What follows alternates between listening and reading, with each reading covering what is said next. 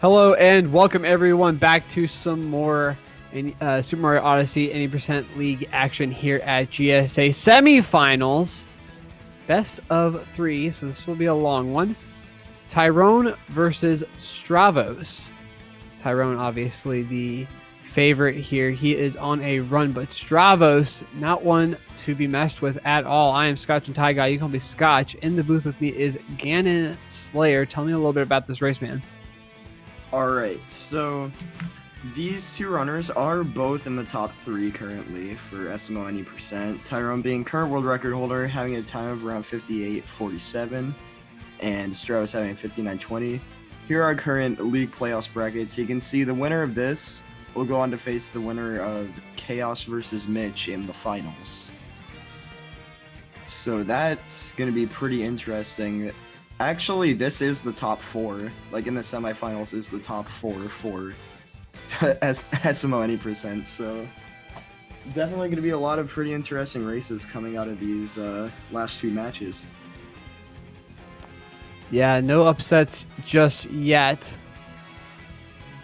But both these guys have been working hard. Like I said, Stravos has been working really hard in this league this year. So obviously, with TYRN being the very clear favorite here, you know, world record holder, been grinding out any percent big time over the last couple of months.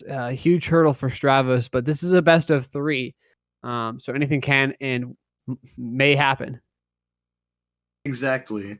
You know, TYRN could be on his game for one of them, and then he could be a little off for the other ones, and Stravos could catch up, you know? Having it be a best of 3, you're able to make some mistakes in a run and still be able to bring it back with playing well in the next race. Well, as we get started here, a couple quick plugs. Make sure to check out exclamation point schedule in chat, full schedule of everything that GSA has going on. We are in our league finals here across our different games. Super Mario Maker 2 Saturdays and Sundays, Super Mario 64 on Thursdays and Fridays, Celeste on Thursdays before our Super Mario 64 League, and SMO is on Monday. Yep. And here we go, off to our start here in Cap Kingdom. Pretty simple start. Yeah. Looks like TYRN's barely ahead, probably because of the fact that he was able to get a roll on the rails. Stravos just diving over. We can see already TYRN getting a little bit of a lead here, but Stravos is farther forward on the platform, so that's a little bit of time save for him as well.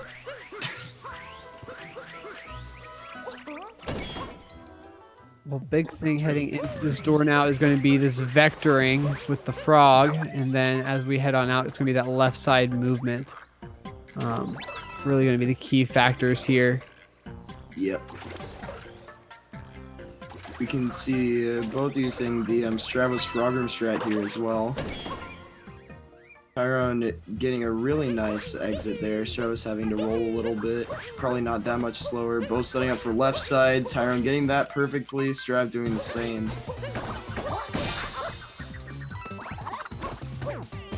Now into the topper fight. Pretty straightforward fight. Nothing too difficult. Both guys having absolutely no trouble with it at all. So clean start out of Cap. Heading into Cascade now. You can see just how much of a difference movement makes here, because neither runner really made mistakes that I was able to notice, but TYRN is ahead by around a second here. So, you know, if you can save a second with just movement in the first 2 minutes of the game, you know that can add up over time. That's been the name of the game this whole season. It's just come down to purely movement, not necessarily strat to strat, but literally how clean are your rollouts, how good are your angles, that sort of thing. Yeah, and there was an interesting development in any percent recently. Well, mainly it stemmed from a new Koopa freerunning strat, but I doubt we're gonna see it here because it's stupidly precise. Basically, there's a new route in Cascade that saves around 6 seconds in any percent. Where basically you jump up the rock wall, like behind the runners at this time, and there's a little spot in the middle of the wall that you can stand on, and then you can jump off of that and use it to get up and skip all the cutscenes that they're about to go through. And then you don't have to do Dino Skip either. You can just go straight up to Madame Brood.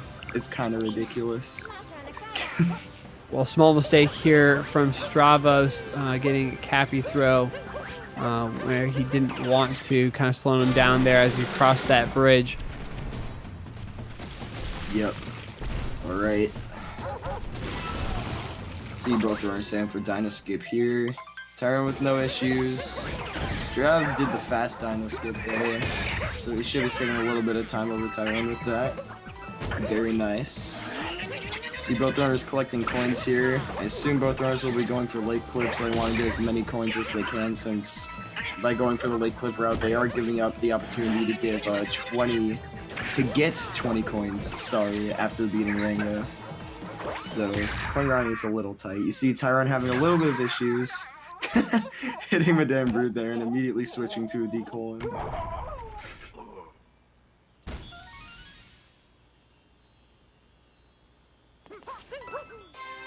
Well done with the Madame Brutal fight. Going to be looking forward to 2 chest clips here. Oh yeah. I don't think that either of these guys are going to go for that Cliff Moon, which is obviously the safer option. You know, semifinals, everything's coming down to the wire, so you got to go for those tougher strats here. Yes. Although that clip does only save half a second, but if you miss it, you do lose a couple seconds, so you know. We could see them be a little safer, but yeah. Both runners are going for chest clip here. TYRN's looks good. Those both look like they were in basically the same exact position, so neither runner having issues with chest clip. Very clean early game for both runners so far. Yeah, exactly what you want to see here heading into Sand Kingdom. Big thing here with Sand Kingdom is going to be that DSTA. We talk about it all the time. You know, you set up for daylight savings time and throw the nut into the pot, go into a pipe coming out, and the plat is grown. But I mean, Sand Kingdom is a long one. There's a lot of stuff going on in here. Yeah, Sand is one of the longer kingdoms in the run, as you mentioned. Clocking in at just under 5 minutes when done optimally. The 2 very big kingdoms in the run are Metra and Bowser's, which are both around 7.5 minutes long optimally.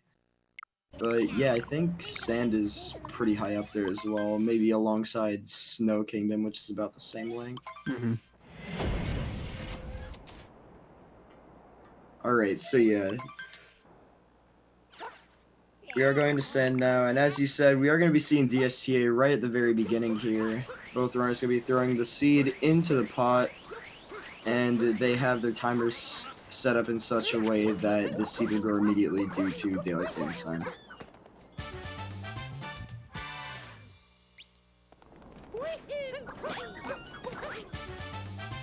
TYRN, no trouble with the bird. Stravos right behind, heading into the pipe now. Yep. Growing this quick rumble room moon. Very convenient. It's also convenient in the way that it makes the seed moon spawn immediately because you're leaving a sub area. As opposed to if you were, you know, too fast and you'd have to watch the seed grow. Like, it would still grow faster than normal, but you'd actually have to watch it grow.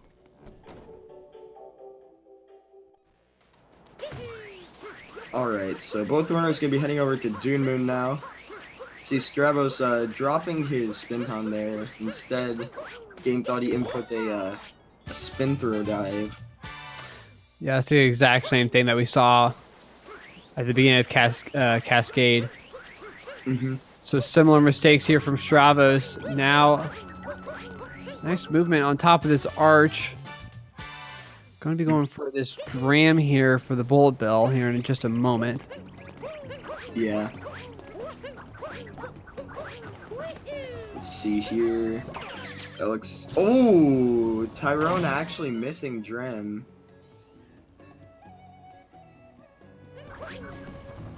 So Stravos is going to be taking the lead here, actually. That made things quite a bit more interesting, actually. It looked like TYRN was playing really well. And now Stravos is able to take a couple-second lead here, while also going for single bill, so he's going to save even more time with that.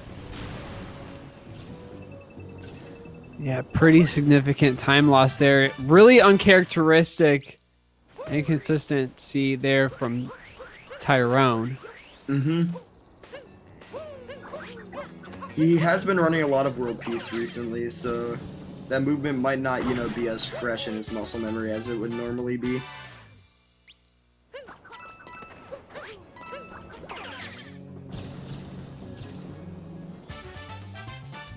Here we go, Jaxie skip now. Really nice there. Yep, TYRN also getting that with no issues. Setting up Mario in the perfect position so you can just dive and roll straight after grabbing that moon.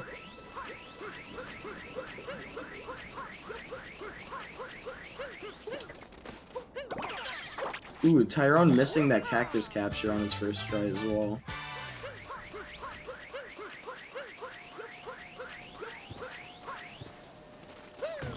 Coming up to the smaller dune here. You can see Strav setting up his camera here so that he can just dive straight away after without having to throw Cappy.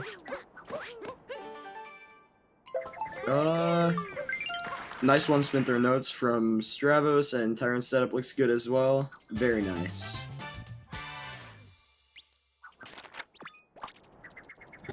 Well, there you go. Sand Kingdom done just like that. And Stravos taking the lead here from a large mistake there from TYRN. Heading into Lake Kingdom now. Yep. TYRN's fallen behind a couple times here the past couple weeks, but has able to come back just based off of, again, consistency. Yeah. So we'll want to see him pick that consistency back up and just roll with it. But Stravos with the advantage heading into Lake. Big thing that you mentioned earlier was that Lake clip. Yeah. Lake clip is very precise trick, but these runners obviously practiced it a ton, got it down pat. But basically, there's a little seam in the wall that there's no collision for, and you can throw Cappy through the wall and use that to bounce Mario through this very specific piece of wall, and this route overall saves around 6 or 7 seconds.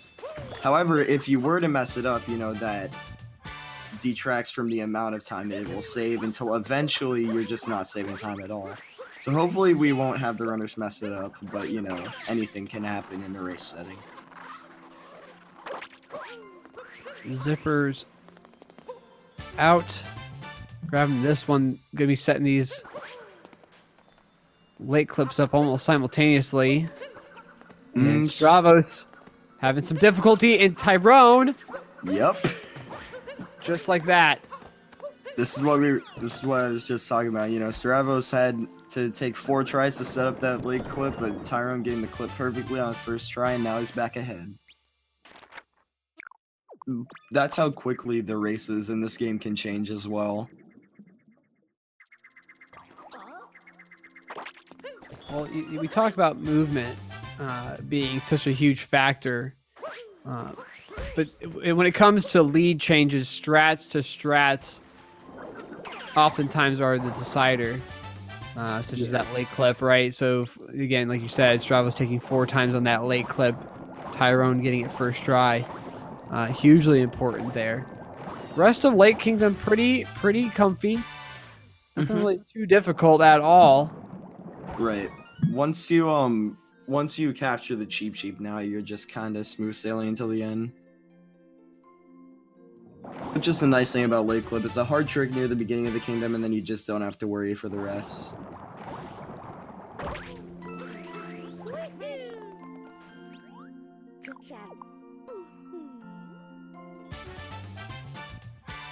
Alright, so TYRN, we're warping back to the Odyssey, and we are going to be going to Wooded Kingdom next. This kingdom can shake things up in a couple of major ways.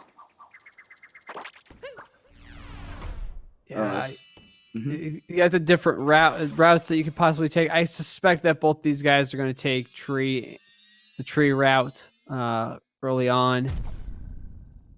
Yeah, that's what I would expect. but you know, there's always the fear in the possibility of falling into the deep woods. We haven't seen that in a while as we've gotten further into this tournament, but it's always there, just kind of lurking, and that can really kill a run. Yeah. You know, you always think of falling into deep woods during nut clip, but you can also fall into the deep woods during spiritless at the very end. Like if you roll too far forward, the area near where you're heading to pipes is actually the deep woods if you fall off that ledge. I know I personally have killed a couple of runs to just being too far forward and then trying to do a spin pound to go towards pipes and just going straight down into the deep woods. Not the most fun experience. Well, these guys have been collecting coins. Going to be getting our first shop moon. Yep. And both are good on coins. Strava's barely good on coins, but he does have enough to get this shop moon. Right on the marker, exactly 100. Tyrone has a soft 10. After moving towards that tree route, as I stated before, Stravos going to be doing the same. Yep, see both doing that Sharani bounce there to get the maximum speed out of this trick. Stravos got some really nice uproot boosts there. Alright, so now we are setting up for nut clip. Ooh, Tyrone getting a slow dive there and apparently messing up his setup, and he is going to be taking a bonk.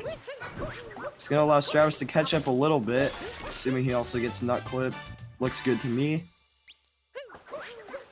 Tyrone flying through the out of bounds movement.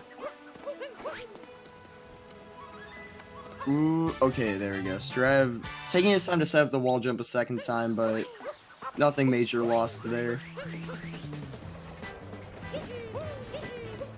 A little small ledge grab there on Tyrone's side, slowing him down just a bit. Trying to get that jump off the railing that you saw from Stravos. Yep. Alright. So Tyrone now heading over to get this nut in the red mason. After that, there's a section movement that's kind of scary. Because if you don't grab a checkpoint here and you die when setting up for anything here, then you go all the way back to the shop. Which, you know, loses probably like 40 seconds. I think Tyrone is going to be grabbing this checkpoint though. Yep, taking the smart choice there, being a little safer. Stravos not grabbing that checkpoint. So, you know, just making me a little nervous. Oh. Wow. Almost cursed it. Stravos playing with death there for just a moment, but able to recover it very nicely. Yep. Okay. Yep. They should be good now, because the moment they go into the tower here, their spawn position is going to be set. So if they were to somehow die, they wouldn't spawn all the way back at the shop now.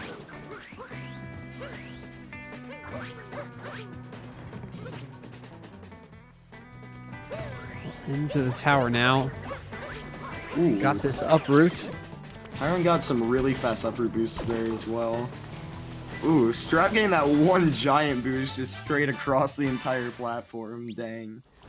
These guys seem to know how to get some pretty nutty uproot boosts. I have no clue how to do that myself, but yeah. It's pretty insane. Tyrone getting that buffer jump there as well. Not opting to bounce on the NPC or the bird. Looks like Stravos going for it as well, also getting it. However, rubbing up against that platform there, losing a little bit of speed.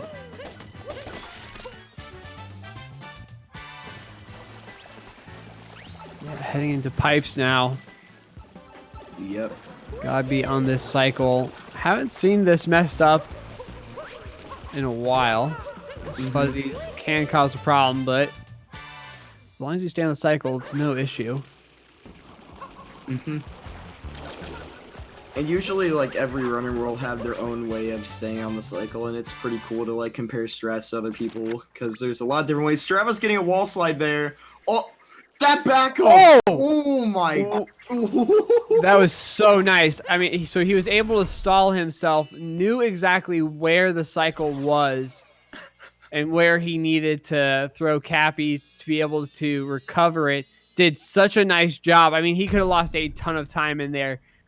Lost maybe half a second or so just based off of missing the cycle, but able to recover it in a very nice way. Even Tyrone, Pog you, Pog to Stravos.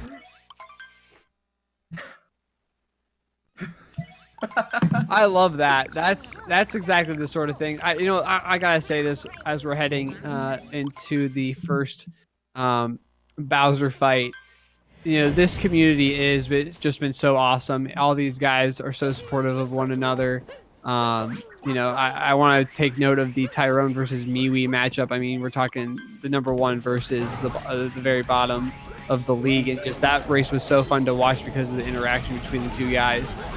Yeah. And so it doesn't matter. It doesn't matter at all, where you are in the standings, how fast or how slow you are. These guys are so supportive of one another, so it's good to see.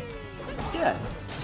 And plus, like, if you want to get good at the game, there's so much support and, like, help for you to get better as well. Like, these guys are pretty much willing to teach you anything. Like, if you have any questions, you can pretty much contact almost anyone and they'll be able to help you. It's kind of crazy. Well, into the Bowser fight. Now, both these guys got that hint art, so they're not going to have to pick up anything in Metro, saving a second. Yup. That's some pretty nice time save there. That trick is a lot harder than it looks as well, so both runners getting it, although I'm not really surprised considering it's TYRN and Stravos. Well, the big thing about that hint art is that you don't want to mess up the cycle in the Bowser fight, so you have to roll out, ground pound, and then roll out and get it back over to Bowser as quickly as you can as he throws that. As he throws his hat to pick it up, being the big thing. If you miss that, you miss that cycle. Yeah. You have to buffer a spin pound while already rolling, which is probably one of the most awkward things to learn when you're first starting out. Or at least it is to me. There's so many ways that you can mess that up. So seeing both runners being able to do it so consistently is pretty cool. Like, sometimes your spins just won't register and you'll do a normal ground pound and you'll be too slow. Alright. Lost now.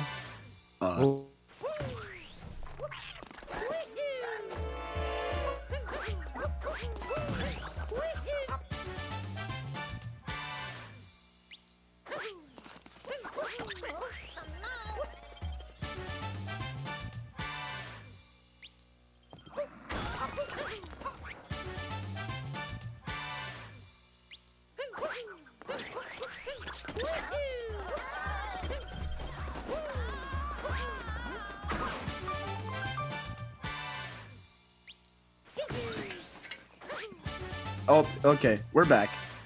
Okay, so looks like both runners were able to nail a cage triple there. I think both also went for reverse repeatal, and it looks like they both got that as well. So nice.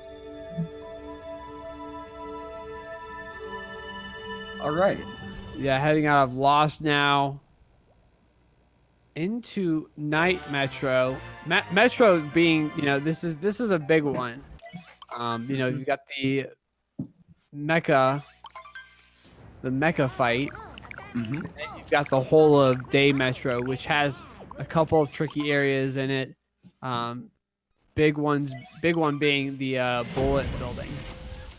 Yeah, and I gotta say, just like to give credit to Stravos, he's been pushing Metro Kingdom to like as far as it can go. He's been trying to get it down as low as possible. I'm pretty sure he still holds the best full Metro IL at. I know it was a 719, but it might be like a lower 7-1X by now, which is just absolutely ridiculous. Like, he's been grinding on Metro, just trying to get it as low as possible. Or Goryuya has it now? Wow, never mind. Wow, things change so fast. Oh, Stravos with the recovery there on the side building movement there. A little bit of a bonk, but he stays up top, which is the crucial part of it, so only losing maybe a second or two there. Tyrone heading into the skyscraper, though. Yep. That was a little scary. I thought it was all over, but no, Stravos was able to save that. So we see TYRN not opting for the Goomba Hex strat, which saves around like half a second, but it's pretty risky, especially if you want to go for it in races, so I'm not really surprised. Yeah, it's been interesting, actually. You saw the racers doing it early in this season, but slowly but surely, racers have been doing less and less. Maybe just looking for that consistency over, gaining a half a second. Yeah. I mean, no, there's some people that still do it as well, like Mitch, but that's just because it's Mitch. And Mitch kind of goes for literally everything, so... I wouldn't be surprised if Mitch does that Stratton Cascade that I was talking about in the league. Which, in my opinion, would be a pretty stupid move of him, but you never know. He's Mitch, he'll probably find some way to do it consistently. Well, Mitch, former world record holder, trying to get back that world record from TYRN. TYRN into the second phase of this Mecha Wiggler fight. Let's see how this pattern is. That looks good. He should be able to snipe all those. The fireball's got it in his way a bit, though. Oh, man. Okay. Uh-oh. Ooh. Okay, he's fine. Okay. Looking for Stravos' pattern over here. Also looks pretty good. Yeah, okay, he's 100% fine. Look at that. Oh! Okay. There we go. So yeah, very nice from both. Yeah, both those patterns weren't too bad, but both racers having trouble there. Stravos maybe making up 1 or 2 shots worth of time to TYRN, who had a little bit more trouble with it through that section. But still, this race is still very, very close as we get through to we're moving into the halfway point of this race. Yeah. The end of Metro still stands as basically halfway through the game. And I still don't think the difference here has gone over 15 seconds between both runners. Ooh, TYRN messing up the setup for Metro Grand. That's uncommon. Yeah, just a bad directional throw there. Mm-hmm. And heading into Scoot Clip now. You could see him in his face cam there, having to turn his controller all the way over. You can see Stravos doing the same. Man, 2 good Scoot Clips. Mm-hmm. Both of these runners just playing super well right now. Seems like they kind of got in the groove. They both had a bit of, mistakes, but since Wooded, there hasn't really been anything. Well, hopefully it stays that way. Like you said, Metro, halfway point. After Metro, you really get into the kind of more difficult part of this run. Mm-hmm. Oh yeah, the entirety of MSSL, which is, Metro, Snow, Seaside, Luncheon, is pretty annoying. It's the mid-game, and I would argue that it's probably by far the hardest part to do under nerves. Stravos taking a bonk there in his way to slots. Oh, don't TYRN. Oh no! Okay. Okay. And Stravos! Stravos! Wow. TYRN was too far back on his setup for the slots. Wow, some very bizarre, again, just a bizarre mistake from TYRN, something that you wouldn't typically see from him. You said he was working on world peace lately. Do you think that this might be having an effect on him at all? I would assume it's probably having like some minor effects. Like, we haven't seen him completely forget anything, but he has been making some unusual mistakes, and it might be due to that. He hasn't been completely, neglecting any percent though either. Which is probably why he's still decently consistent. But yeah, he hasn't been playing it as much as he normally does. So he could be having a couple issues. 2 good bullet buildings from these guys, getting that cycle just fine. Don't see that get messed up anymore, really, since, I mean, early on you saw that get messed up by some runners early on in the discovery of that kind of cycle. Yeah. But over the past month or 2, it's gotten very, very consistent. Yeah, there have been a lot of, pretty easy setups to get the bullet bill capture as long as you play fast enough. So like, if you wanted to learn that and you put in like an hour to practice it, you could probably understand it. It's not as hard as like people were originally making it out to be now that we understand it a bit more. And yeah, as you mentioned earlier, both got the Cloud hint art, so they are not going to be getting this Metro hint art here. Just going to be rolling straight on down to this left at the Cafe Moon. Stravos getting a bullseye. TYRN also getting a bullseye there. Very nice. Into the People's Room. This will be the last 2 moons that these guys need. And as long as Stravos keeps it clean, he will have the lead out of Metro. Yep. So swapping the lead, and TYRN. So walking out of Sand, Stravos with the lead. Walking out of Lake, TYRN with the lead, and now Stravos getting the lead back. Yep. I'm literally on the edge of my seat. I've kind of been here since Lake, because this race keeps switching up, dude. I don't even want to try to make a prediction as to who's gonna win this based on what's going on. Well, and that's the crazy part about all this. I mean, we talked a little bit about the Super Mario Odyssey community as a whole just being awesome, but especially with GSA and this tournament going on, these guys have just gone ham on this thing. And you know, TYRN obviously breaking his own world record, I think 3 times, and Stravos. I mean, every guy just is on this every day, practicing, grinding it out, trying their best to lower their times and get more consistent. Sub 30 into Snow Kingdom. Yeah, I mean, it's ridiculous. Like, sub 30 used to be like, oh wow, that's really hard and you're probably not going to get that in a race. And now it's just like, if you don't get sub 30, the run is bad. Like, that's the level it's reached for top runners. You see TYRN having some issues here with the movement in snow. Could be due to the fact that World Peace actually does not go this way.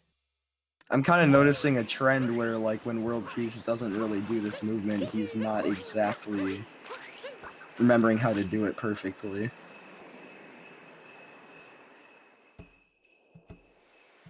Heading into the heart of Snow Kingdom now. Yep. See, Stroud, that super nice movement up to that box moon.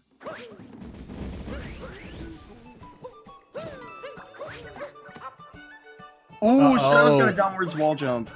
That's probably one of the most annoying things that can happen. And now look how close this is. I mean, this is as close to a sink as it can get. It's gonna come down to just on movement right there. I mean, we talk about it constantly. What?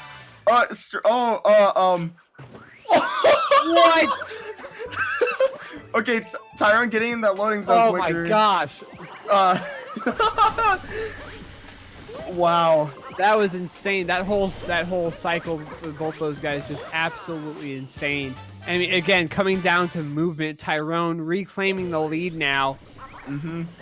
Dude, seeing Snow Clip happen twice at the same time is ridiculous. Stravos got an instant capture on that Blowy Joey as well, and he got the Kamanip. So wait. Look! Oh, the sync! If you have those syncs pulled out in chat right now, that is frame perfect. I knew it. I was like, oh my goodness. Wow. This is ridiculous. It's like it's the same game feed. Okay. Okay, TYRN's slightly ahead again. Oh, I don't know. Should I say that? I can't tell. Okay, so yeah, now you can see Goomba RNG here. TYRN getting slightly better on that, so he has a slight lead here. But of course, as you can tell, nothing major.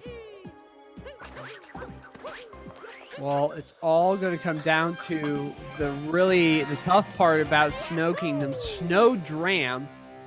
Some runners claiming that's the hardest part of the run, really. I'm interested to see the setups because, you know, At this point, we might be to the point where some runners consider going for setupless Snowdram, considering all like the new ways we found to do it and stuff, and that is basically synced. But ooh, Strav jumping once instead of talking to the Shivarian, so that is gonna give Tyrone around a second lead. So yeah, as you're saying, we're coming up on Snowdram here.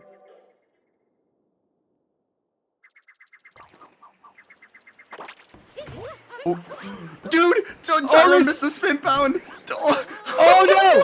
Stravos has to get this first try. Oh my gosh!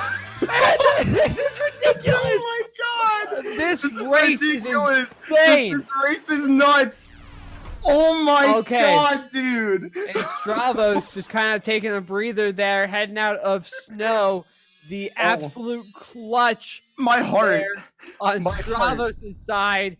Tyrone having difficulty with the ground pound, not able to get up top as quickly. Yep. Oh, Snow Kingdom has just been a snowstorm for both these guys, heading out of the snow into much sunnier, much warmer climates now. Beat the Seaside Kingdom. Yeah, we're taking a bit of a vacation, and it's also kind of a vacation run-wise, because, like, after you capture the fish, it's not really that hard of movement. Like, the land area at the beginning of Seaside kind of sucks, but after that, it's kind of like just take the optimal lines with the fish. Well, you know, you can compare Seaside to Lake Kingdom, really. You know, you have that one, this couple of moons here early, that one moon early that's kind of difficult, and then the rest of it is just cheap swimming, super easy. So, other than, you know, cheap clip, which is the easiest clip in the game. Other than that, this is a nice little kind of breather before the monster that is Luncheon. Oh yeah, dude. Oh, Tyrone doing that sexy up throw dive there. Haven't seen that in a while. That movement is pretty ridiculous. So yeah, now we are seeing both runners heading over here to the cheap. You see Stravos still slightly ahead as they capture these fish here.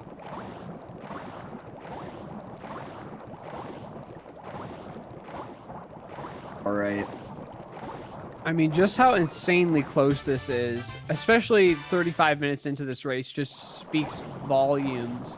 I know, right? To how consistent these guys are, and how hard these guys work to get to the level that they're at right now. Yeah. And I mean, it's not like they're both tied on like a bad run either. This is a pretty dang good run. Like, this can definitely sub-hour for both runners. It's kind of ridiculous that we're already at this level where this level of play is normal. But yeah, it's just kind of ridiculous how much effort the Odyssey people put into the game. I mean, like, look at this. We've been like the same distance apart for the entirety of Seaside Kingdom. Same for fish clip now. Not sure about Tyrone's there. Okay, able to make it work. Looks like both these guys are playing it safe, trying not to clip back in. And they'll get that just fine. That's it for Seaside. All right, going into Luncheon now. Probably one of the cooler looking kingdoms, but it's also a huge monk ass when you're like playing it. It's ridiculous. There's so much that can go wrong, and this is one of those kingdoms where you really just want to focus on getting everything right. There's a lot of small movement things you can do to save time that adds up over the course of the entire kingdom as well. Well, you're totally right. And the big thing about Luncheon, especially for those who play it casually for the first time, it's the weird polygons in the way that the mountainside works. Most of these guys know what they can and can't jump off of, roll off of, and that sort of thing, but it still can, like you said, be a little Monka-esque. Yes. Yeah, there's this specific wall at the end of the kingdom where if you mess up and fall into the lava, there's this backup where you can literally just run straight up a basically vertical surface to save yourself. So launching geometry is pretty weird. Both setting up for salt triple here. Wow, okay. So TYRN being a little more optimal here. Oh, I think he's ahead. Yeah, TYRN ahead now. Yeah, again, just purely based off of movement. You can see the movement difference there on both sides of the screen. TYRN going left of that tomato and Stravos going right. Yeah. The way TYRN did that is a bit faster, but it's also way riskier. So, pretty nuts. And you see both of them nailing these fast spear hits. Ooh, never mind. TYRN messed it up once, and now Strav is in the lead again. That's how fast it changes. You can see TYRN kind of his reaction, kind of being like, huh, what happened there? And even Stravos shaking his head, trying to figure out what's going on. With Stravos with the lead, maybe about a second or a second and a half. Yep. All right. So now we're getting into like the main plaza section of Luncheon. This has a lot of weird movement that you don't really get to practice anywhere else in the run. Like doing a roll straight into a long jump around a corner is kind of wonky, and doing this roll, like bonking there, that's what I'm talking about. Stuff like that can happen, and now TYRN's back in the lead. Alright. Both of them doing the exact same movement here. Strav getting a faster spin pound, closing the gap a little bit.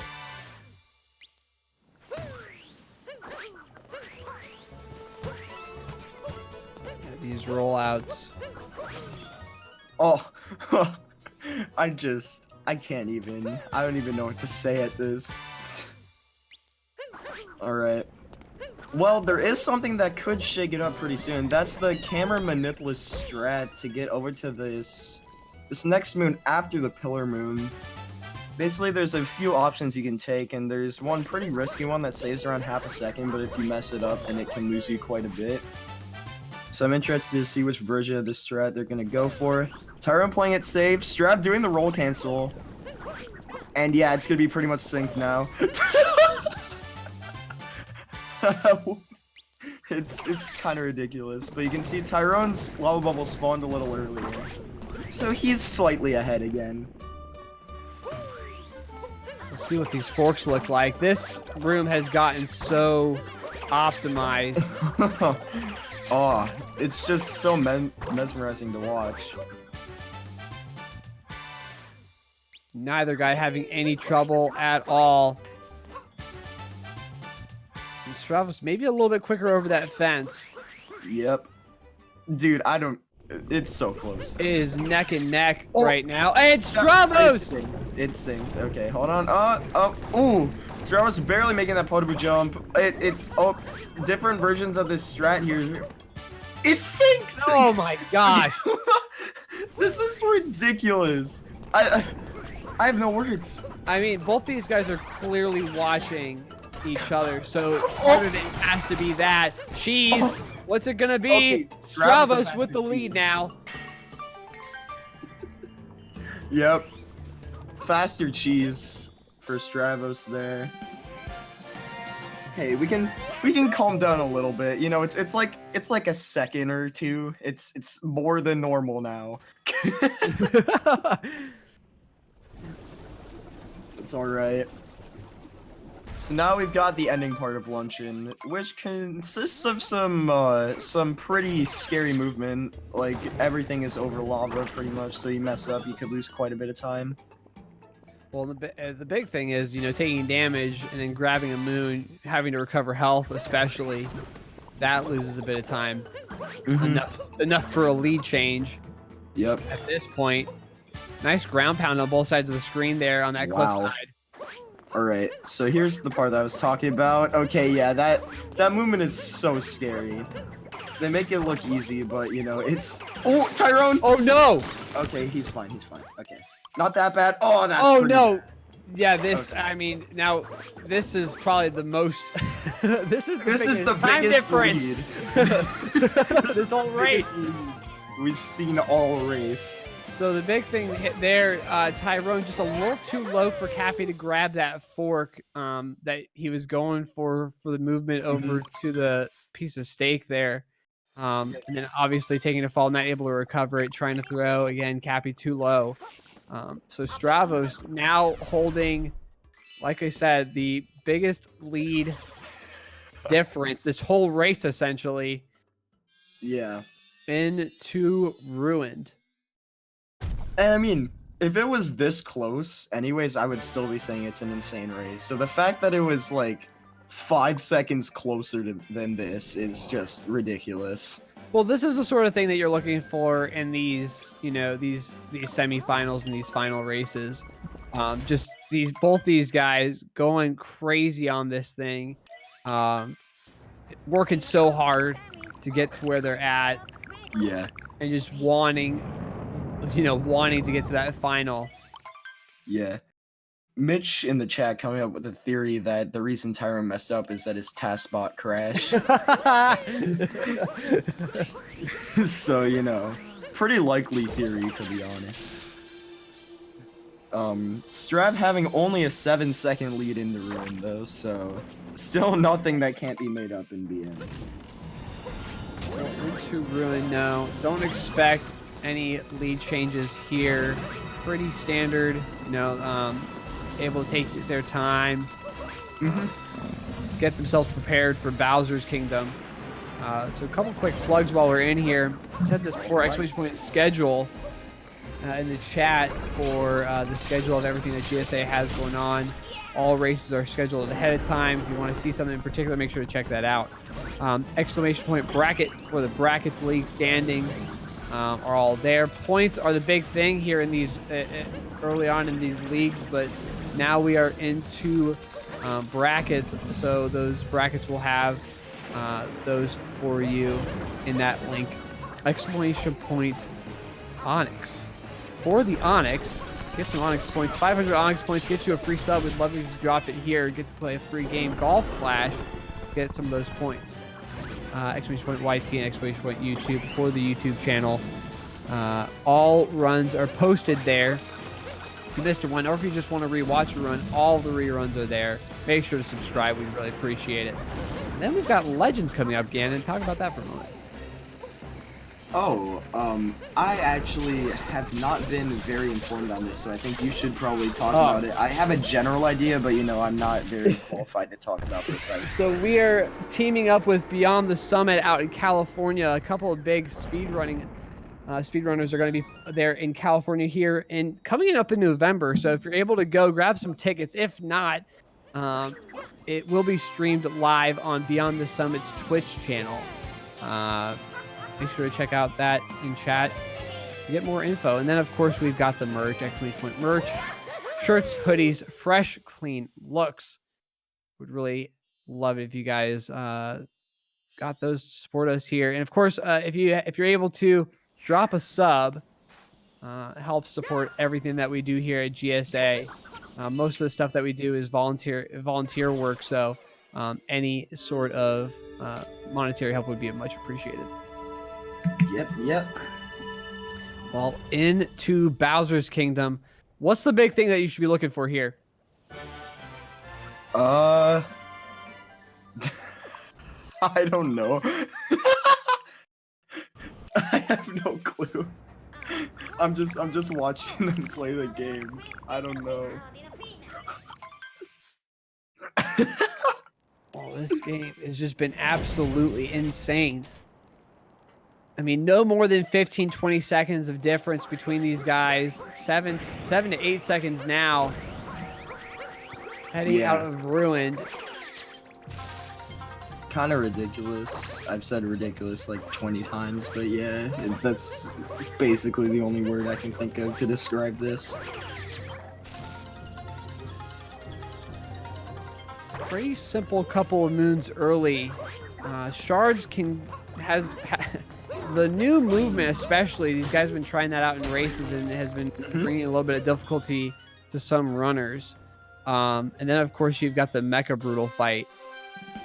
Yeah. I mean, Tyrone probably just saved around a second over Stravos there just by getting a super fast spin pound on the Ogre while Stravos had to set it up a bit.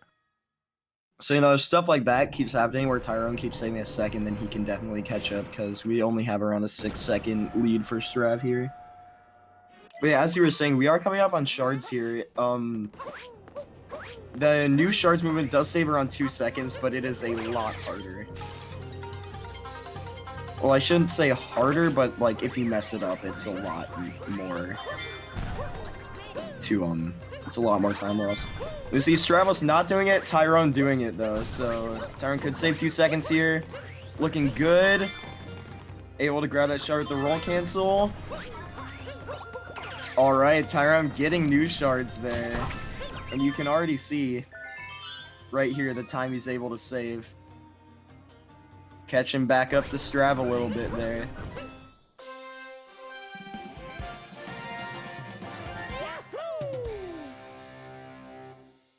What's Tyrone yelling about?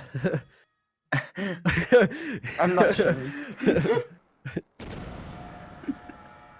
I think it's more funny to just watch them yell without like hearing them.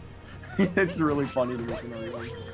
Strav doing an interesting Bowser Dram setup there. Tyrone just doing the more traditional setup.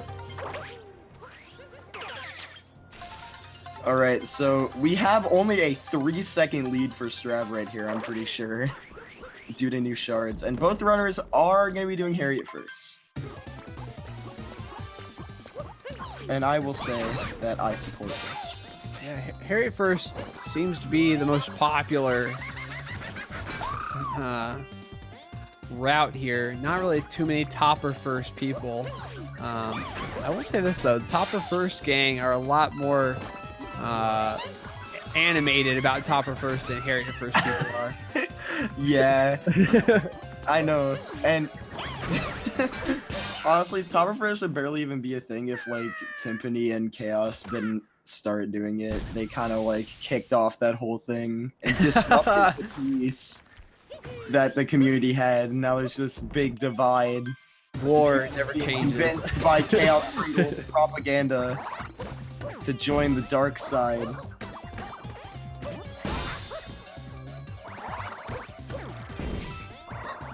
Here we go with Topper. Very good 2 fights here. You know, you gotta watch out for this Mecha Brutal fight that's coming up here, though. All right. So, this race is close.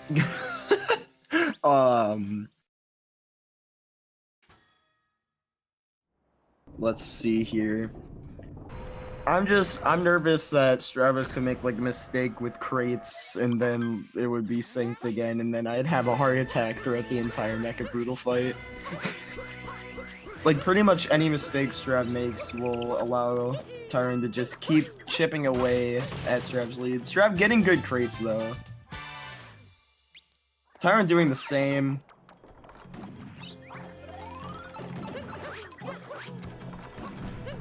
Yeah, I'm really nervous. Like I have this horrible feeling in my gut that one that was gonna make a weird mistake. I don't know why. Well, you know, talking about the Mecha Brutal fight, we've seen crazy stuff happen, especially with races that have been this close walking into that fight. You know, I suspect both these guys will do just fine with it, but you know, anything can happen here, and it's really make or break for both these guys in this first race. This is a best of 3, so this isn't like the critical race for these guys, but at the same time, going 1 up early is a huge thing. Stravos with the first ground pound, good. Yes. Tyrone doing the same. Ooh, having a slow spin pound. The Strav not doing top required. We see Tyrone setting up for it there. That should be good.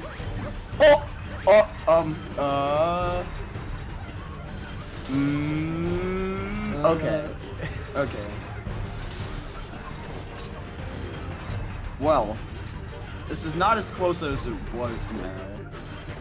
Not the mistakes that you'd expect, but both of these guys able to kind of recover it. Yep. Stravos. Alright, so yeah, as you said, going 1-up early on could be critical. Alright.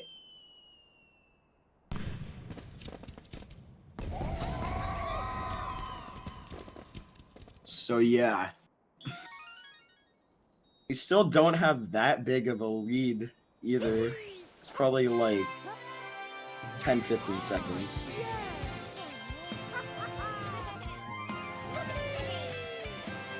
I'm leaning more towards the 10 side actually. It looks like 10 or 11 seconds based on what I just saw.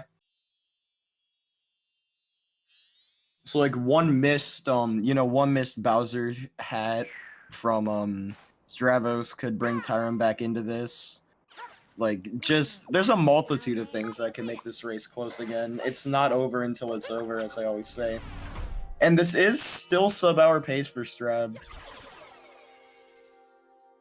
Not so much for TYRN anymore, but if he got like a ridiculous moon, he could. He would need a 501 though, which I don't even know if his gold is a 501. Yeah, we're looking at about 10.5, 11-second difference here now. And I mean, to me, it's gonna come down to pillars. I don't think either of these guys are gonna have any issue with the cave moon skip. Bowser fight's pretty standard. It's gonna be pillars, man. Oh, wait, why'd I say? I shouldn't have said that. I said he needs a 501 moon. He doesn't. I am completely interpreting the times wrong. I don't know why I said that. I think my brain got confused with the globe times, but yeah, right. This is easy sub-hour pace for both of them. Yeah, Stravos looking at a low 59 and TYRN looking at a mid 59. Yeah. Right now, actually, I mean, Stravos, I don't know what his PB is off the top of my head. 59.20. So I don't think he can PB, but I'm not 100% sure. Quick ground pound there from Stravos. Yep. Good first wall kick. Good second wall kick. Clean movement there. Just needs to have clean movement to the bridge, and he's fine. TYRN, super quick ground pound there. Yep. All right. Okay, so yeah, Stravos can PB with a 502, which is probably not going to happen, but he's definitely playing very close to his PB either way. What pace is this? Probably around a 59 2x for Stravos and a 59 3x for TYRN. Uh-oh. Oh no, Stravos taking damage! This is huge! Okay, he's fine. He should be. Oh wait, no. Oh no.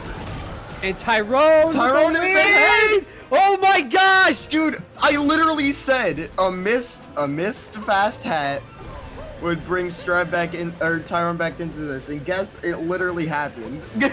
Oh my gosh. Okay. Dude, this is so close. This is now within a second and a half, 2 seconds. Yeah, Stravos with the huge mistake. Oh my god. Oh, another huge mistake for Stravos, missing another set of hits, and now down to 1 health. That's really unfortunate for Strav here.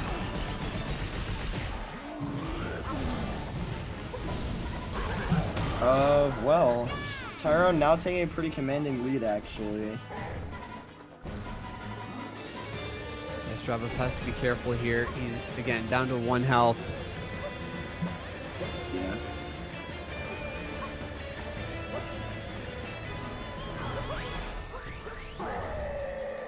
I mean, super unfortunate mistake there on Stravos' part. He should not be getting this close to the hats. I think his muscle memory might be kicking in there a little bit. Oh, he missed it again. He missed all 3. This is just really unfortunate. That's not something you would normally see either. Well, that's probably going to be it for Stravos. 3 misses on those punches on Bowser and TYRN into the escape sequence now. The only thing that can really save Stravos at this point is if TYRN were to take a death. But I mean, the absolute worst way to finish this race, especially holding on to that lead for so long, staying so consistent. Oh, TYRN getting that fast 2D skip. It's also doing fast XD. Wow. Okay.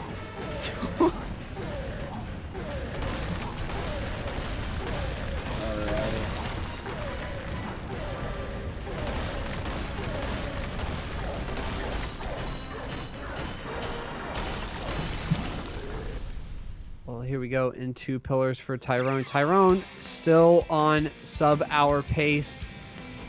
Stravos, it doesn't look like he'll be getting sub-hour this time, and a little slow through that 2D section, unfortunately. Yep. This is still a best of 3, so it's not over for Strav yet, and we saw he played insanely well for the majority of this run, so, you know, he just lost his groove at the very end, but, you know, if he continues to play like that, he does have a fighting chance against TYRN. That was an insane pillars from TYRN, actually. That was ridiculous. Wow. Yeah. Yeah, looking like a 59, 30, 53, 34. 32 or 31. 59, 31 for TYRN. You can see he's very pleased with that. Alright. Strav with the pretty good pillars as well. And yeah, Strav gonna be coming just shy of Sabauer with a 100OX. Can't tell exactly what yet. Looking like an 05. Or maybe an 04. 10005. Okay. Well, that'll be it for race number 1 in this best of 3. TYRN up 1 now. Oh, dang. TYRN telling us that he got a 502 moon there. Wow. But yeah, super unfortunate there from Stravos. I mean, if you're Stravos going into race number 2, what kind of mindset, what kind of restart do you need to redo that race and not make those mistakes late? Yeah. So if I was Stravos, all I would really try to do is to just not get tilted, because, you know, tilt is a pretty powerful thing, like, and generally tilting is just when you make one mistake and then it snowballs into everything else, because you get mad at the game and then being mad makes you mess up. So if he's able to just kind of keep his calm here, just keep playing the game without worrying about, you know, worrying about the mistakes he just made, then he should be pretty fine for these upcoming races, because he played really well for the majority of this. So if he can do that again and just, you know, not make the same mistakes at the end, then he'll definitely be able to capitalize on it.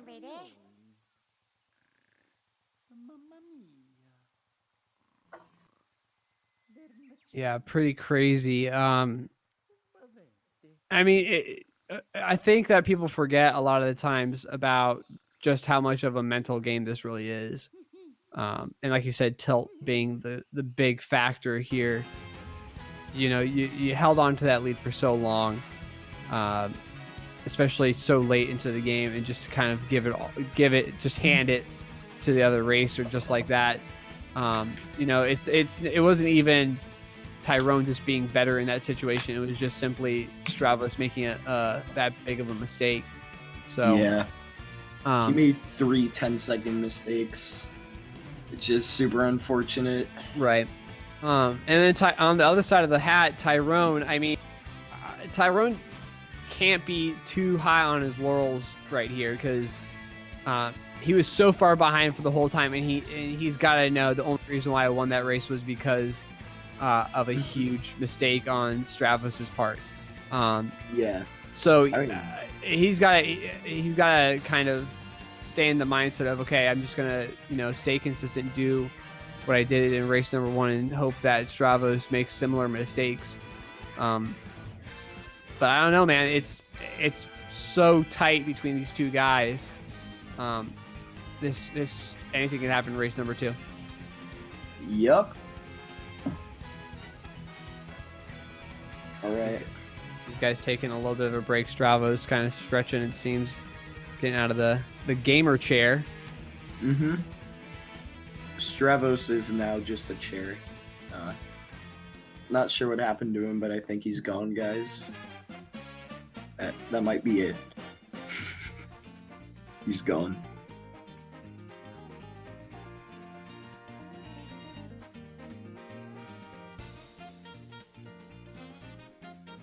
Well, after this race, make sure to stick around. We've got another semifinal match between Chaos Pringle and Mitch. Mitch being having that number 1 spot. I don't think he took a single loss. He took 1 loss. 1 loss, excuse me. So 1 Yes. loss, but holding that number 1 spot into the playoffs. Mm-hmm.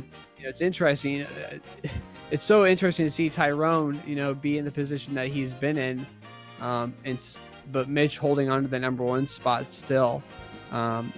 So Chaos Pringle versus Mitch, that should be another good one. Chaos actually beating Lil Curbs, who that was an interesting one because Chaos and Lil Curbs had played each other the week before, and Lil Curbs had clutched that one out to make it into the playoffs.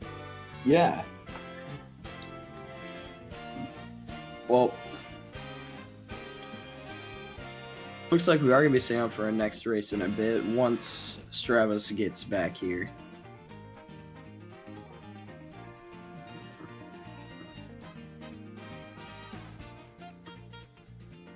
Both of these guys are going to be setting up for the DSTA. Yep. The way that, if you guys don't know how they do it, what they do before the race even starts is they set up the date and time on their switches for daylight savings time, and they set it up about 7 to 8 minutes, so that by the time they get into Sand Kingdom, which should take about 7 minutes, that daylight saving times will switch over. So if you didn't know exactly how they set that up beforehand, that's how they do it. You can see TYRN setting up for it now. Yeah, exactly. It takes them around 6 minutes and 40 seconds to, get the seed planted, which is why they do like a -16, -15 offset, because all in all, that will add up to around 7 minutes.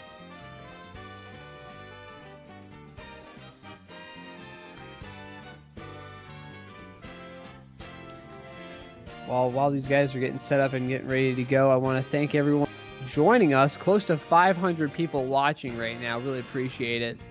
All the support for this league and how hard these guys have been working. We just crossed over the 7 million views threshold here on our channel very recently. So that's a big mile marker for us here at GSA. Really appreciate it. And of course, if you monetarily speaking, can support us in any way, shape, or form, it's much appreciated. Helps us do what we do here and keep us running. Yep. And of course, just being here in general is enough support, because, like sometimes when you click on this, you get an ad, and then watching the ad, that helps as well. So just anything you can do, it's really appreciated, and we thank everyone for supporting us. All right.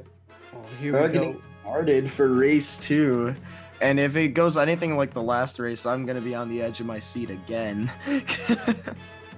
I've gotten a little comfy right now, but I don't know if I'm going to stay that way for a while. Well, hopefully we don't. Mm-hmm. Because this has just been absolutely insane, like you've said. And, you know. This is, again, these are the kind of races that you see in these finals. You know, these guys just going crazy on the game, showing off the consistency, showing off how much work they've put into it, and giving it back to the fans. Yeah, it's honestly so insane to watch. Like, especially just the fact that we're at the semifinals now. We only have the top 4 in the game left. Like, we're bound to see some crazy races. And you know, our first semifinal race already, we had it where we were within 5 seconds for more than half of the race, including a section across like 3 kingdoms where it's within 2 seconds for basically the entire time.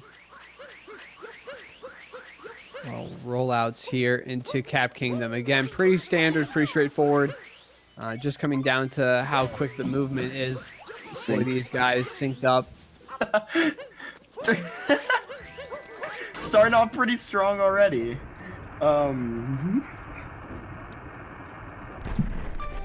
Looks like TYRN has a slight lead here as we head towards the door. Yeah, very slight. See, TYRN doing that spin pound there and getting the water roll. Alright. Doing the frog vectors to get their way through the top hat tower once again. And we're seeing a sort of similar picture to what we saw last time, where TYRN just pulling a couple seconds ahead in Cap Kingdom just due to better movement, but he is missing left side. Right as I say that. So he does have to back it up, and Stravos is now in the lead, just like that. So the mistakes still, like, it's just odd mistakes again from TYRN, carrying over from race number 1 into race number 2 now.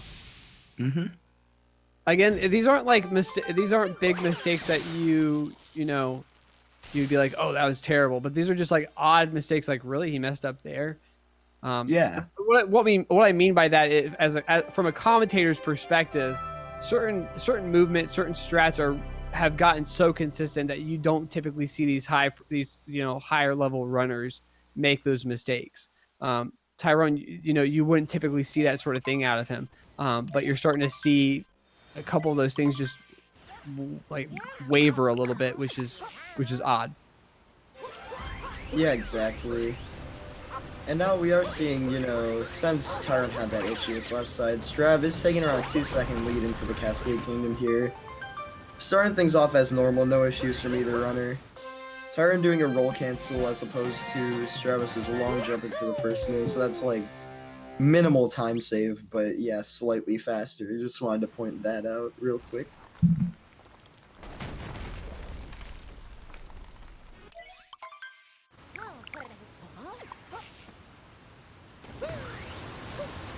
Alright.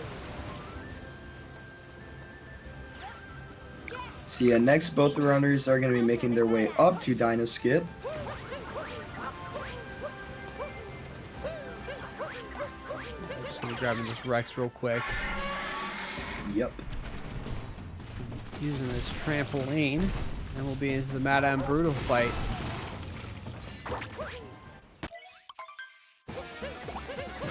Right. And as I was mentioning, in race 1, they are going to be grabbing as many coins as they can here, so they can have enough to buy the Shop Moon and Wood while still being able to do the Lake Clip route. Because by doing Lake Clip, you do give up 20 potential coins that you can get after beating them. And it looks like both runners are good on coins, though. Strav with 42, TYRN with 47, definitely enough to meet the requirement once they get to Wooded.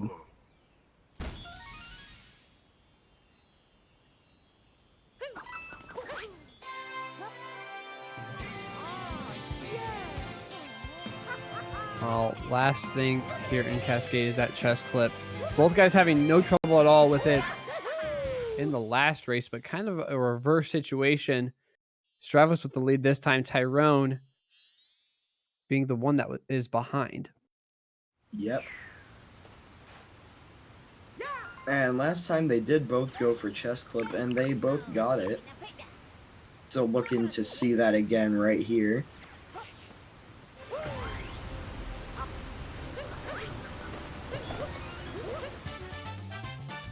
Looking good for both. Strav slightly higher up. Huh?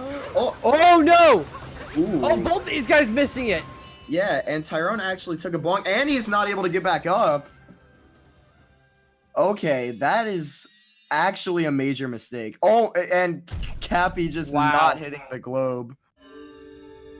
I mean, that's a really big mistake there early in Cascade, and even Tyrone is kind of shocked. Probably rewatching the gameplay, just shaking his head.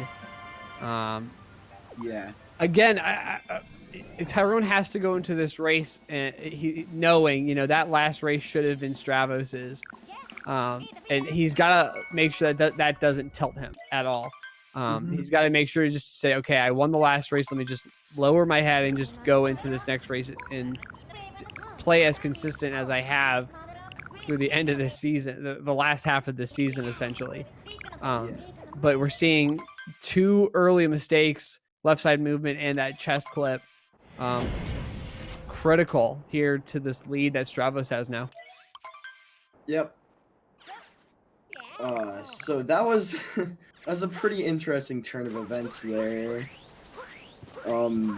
Tyrone should still have ample time to make his DSTA cycle though, so I'm not worrying about that yet. It could be an issue, but as long as he plans to seed before, like...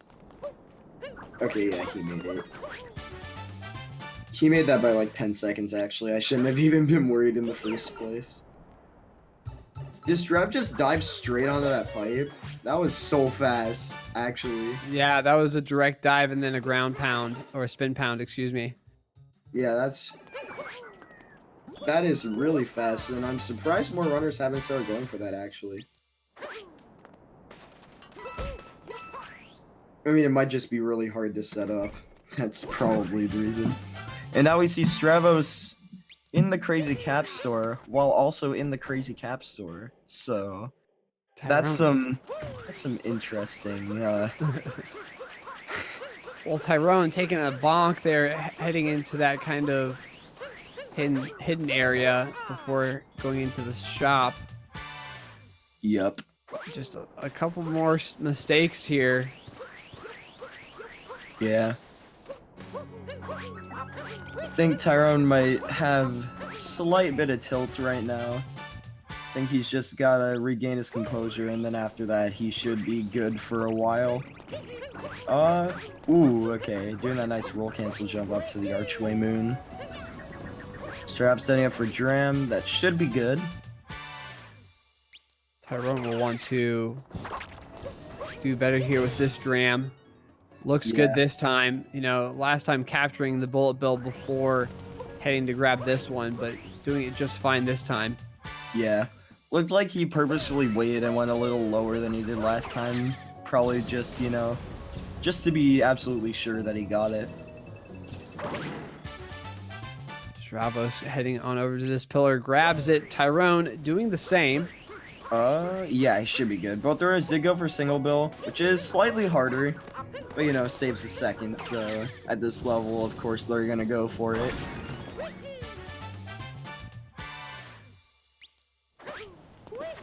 Ooh, okay, Tyrone somehow activating that, that flower platform without actually stepping on it. Thought he was gonna hit that and lose some extra time, but nope, able to barely get by there as Strav does Jaxie skip perfectly. And a good Jaxie skip there from Tyrone as well. Rollouts over to the Cactus. Last major thing here, notes. Just looking for that one throw with Cappy, and they'll be done. And then Lake Clip will be the next big thing. We saw Stravos have difficulty with it in the last race, which is where Tyrone was able to grab the lead early on. So we'll see if Stravos will be able to recover that this time. One throw there from Stravos. Yep. Tyrone set up. Okay, that's perfect. That'll work. Very nice.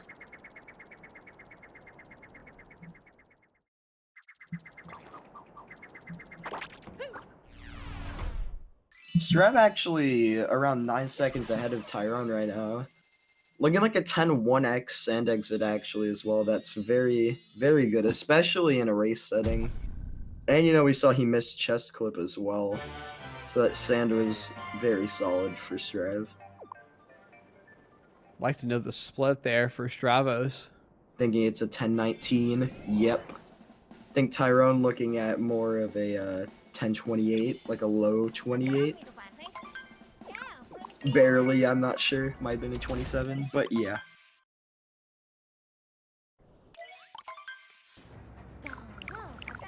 So these guys have still haven't been more than 20 seconds apart from each other. Now into an hour and 11 minutes of race time. Yep. Kind of crazy that we're at that point, but yeah. Alright. So, we are going to be seeing Strav here, setting up for Lake Cliff. TYRN having some issues with the first moon in Lake. Low-key the hardest moon in the game to do quickly. Like, people always overlook that, but getting that moon quickly is actually really hard sometimes. Okay, Stravos having a little bit of trouble with the Lake Clip setup again, getting it second time, or second, oh! Bonke's head on the ceiling. And and TYRN's ahead again. Oh man. Yes, so this is exactly what you don't want to see. You know, Stravos had difficulty with this in the last race, having more difficulty with it now, and missing the grab there on the flag, and he's gonna have to completely change the route. This is gonna lose a ton of time. Tyrone now with a very secure lead. Yep. That's really unfortunate for Strav there. He's able to clip out 3 times, just not able to get the out of bounds movement. Yeah, the big thing there was the up throw. He just wasn't able to get that as he dove out. Yep. It's probably a little too close to the out of bounds wall. Right, so yeah, has to go up and fight Rango. As Tyrone will just be grabbing this one moon in the town here.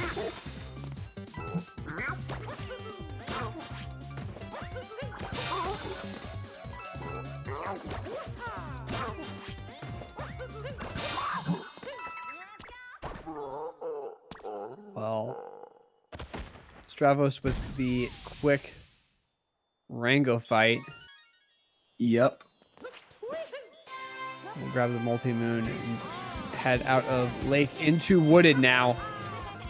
We saw Wooded was a good area for Stravos in the last race, where he took back the lead from Tyrone. Yep. So we'll see just how well these guys can do. Yep. All right. So Tyrone does have quite a big lead out of Lake Kingdom due to Strav's unfortunate mishaps with Lake Clip there.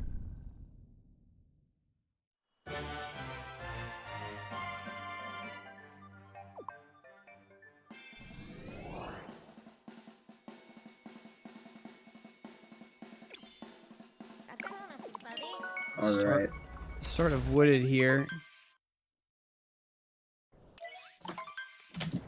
Expecting the same route from both these guys, tree route, nut clip. Yep. First shot moon. And both runners are going to be good on coins here. So at least they don't have to worry about that. Okay, Tyrone setting up for a true route here. We going for this Chirani bounce right there. Very nice. Made his way up to this uproot with no issues. Getting an instant capture on it as well. Getting 2 really fast uproot boosts. This wood has been absolutely nuts for Tyrone so far. That was actually pretty crazy.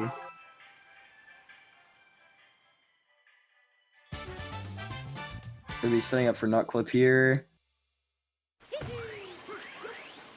Nice. Nailing that perfectly.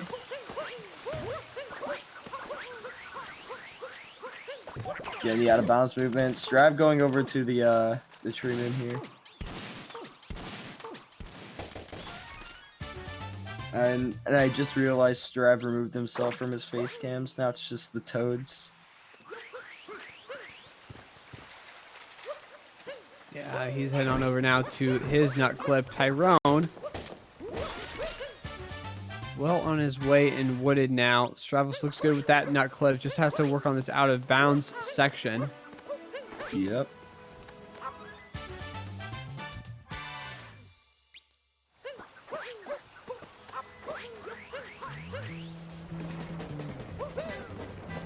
All right.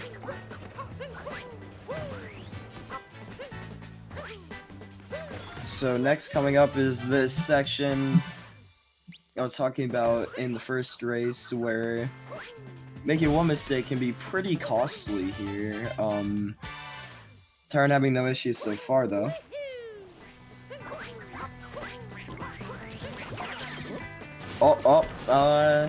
Okay. Doesn't have a lot of speed.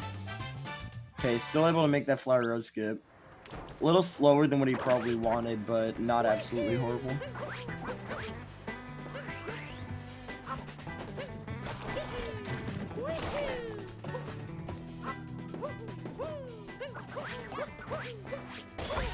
Into the tower now. Stravos going for that same movement that we saw TYRN mess up before.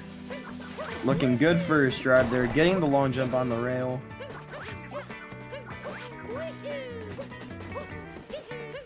Yeah, much faster through that section for Stravos. Yep.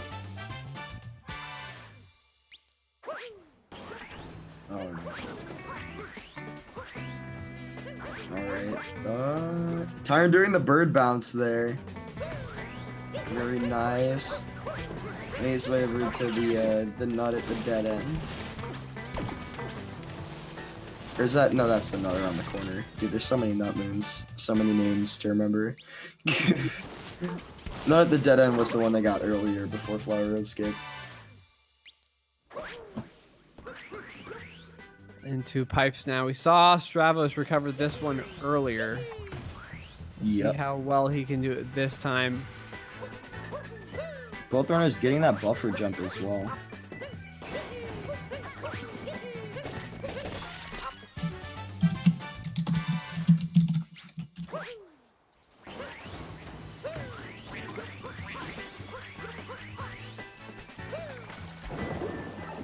And TYRN heading on out of here. Lobing at about 18.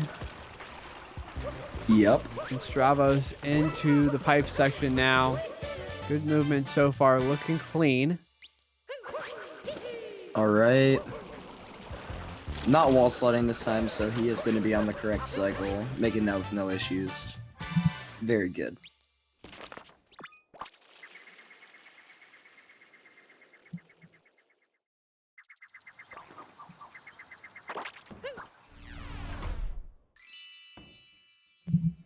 Well, heading out of Wooded now into the first Bowser fight, and then into Lost. We saw Lost wasn't too much of an issue for either of these guys, but can still wreak havoc. Yeah, definitely.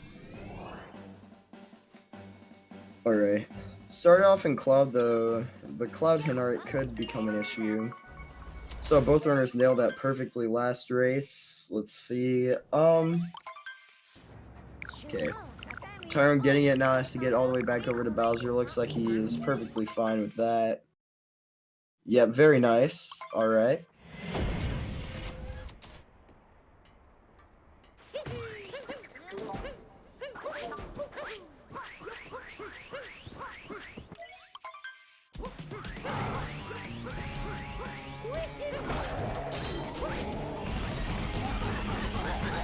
Stravos is going to want to not make mistakes here in this Bowser fight. Going for that hint art. Yep. Getting it first try, which is nice to see. Not having to pick up that hint art in Metro. Oh no! Not able to grab the hat there in the Bowser fight. So more mistakes in Bowser fights for Stravos, which isn't what you want to see at all. Similar mistakes. Looks like he's just having issues with Bowser fights today. Really sad, but hopefully he can keep it together and try to minimize the tilt. Well, he's able to finish it up. Not nearly as many mistakes as last time. TYRN into loss now. Yep.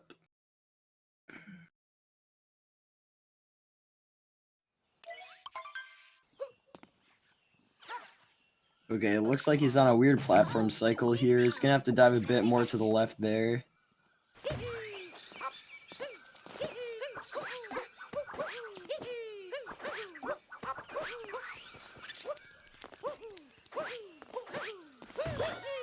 Alright, gonna be time for reverse repeal here now. This trick stays around 2 seconds. It's pretty difficult. Probably one of the most difficult tricks in the run. Very nice, nailing that. Looks like he was a little bit surprised with that one, but like you said, nailing that first try, going for the cage triple now.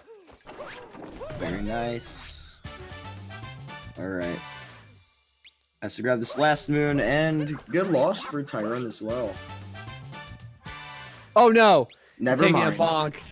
You know, taking the bonk there late, not gonna cost him too much time, maybe a second or two, just because you spawn back at the Odyssey, so no big deal there. That death loses 3 seconds. That's probably the least costly death you can take in this run. Strav also getting a reverse repeal.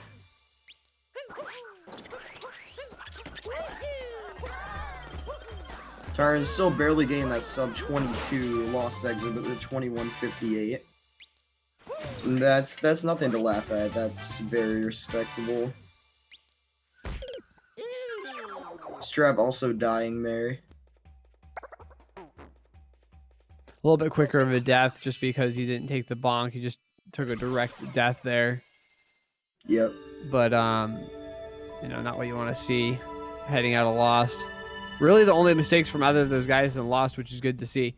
Into Night Metro now. Yep.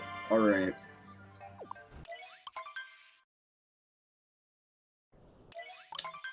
So you can see TYRN here doing this this movement up to this first moon. That movement is kind of hard to do when you're doing it quickly. And you know, you take one bonk on this and you fall all the way back down. You have to climb all the way back up, or you die. Those are the only two real options with bonks in Night Metro near the beginning.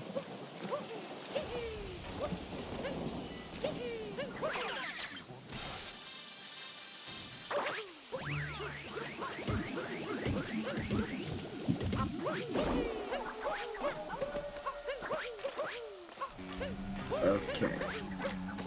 So TYRN having no issues in City Hall. That's always good.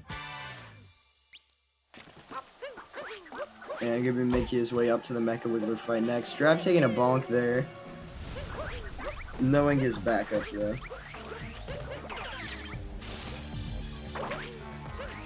TYRN also taking a bonk on his way up to Mecha Wiggler.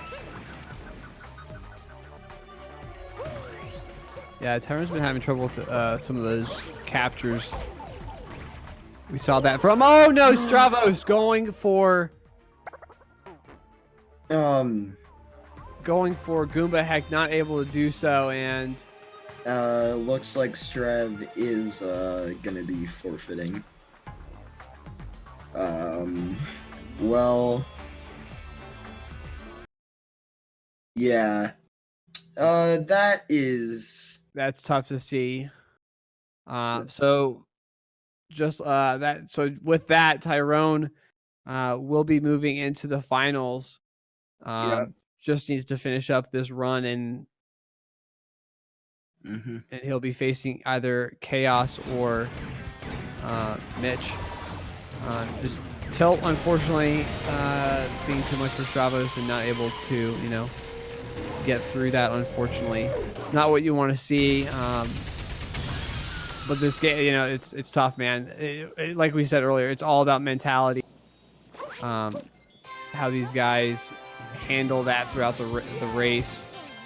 Not much you can do about that. Yeah. I mean, I guess Stravos just really didn't want to play anymore, and I can honestly see that. From past experience in one of my 2 GSA races, I did end up forfeiting. To be just due to the fact that I just didn't want to play anymore. So I can get where he's coming from. It's just kind of unfortunate that he didn't want to finish out his race in the semifinals. But, you know, it is Strav's birthday today, so guess he just wanted to go enjoy himself rather than force himself to finish this run. Yeah, happy birthday to Stravos, by the way. Really unfortunate that this is, you know, what he had to do on his birthday, but happy birthday to you, bud. All right. Yeah, happy birthday to Strav. Hopefully you can enjoy the rest of your day. Sucks that this is how this had to go. Well, Tyrone playing through the rest of this race now. You know, big thing he's going to be having to think about now is look to that final match. You know, it's either Chaos or Mitch. Mitch being the favorite, obviously, just from how the season has gone. But you know, either one of those guys is a huge competitor, and Tyrone will have his work cut out for him. Yeah. Honestly, like, Tyrone now, he can basically do whatever he wants as long as he finishes. Looks like he is still just trying to finish up this run, though. Alright, let's see. Go into bullet building.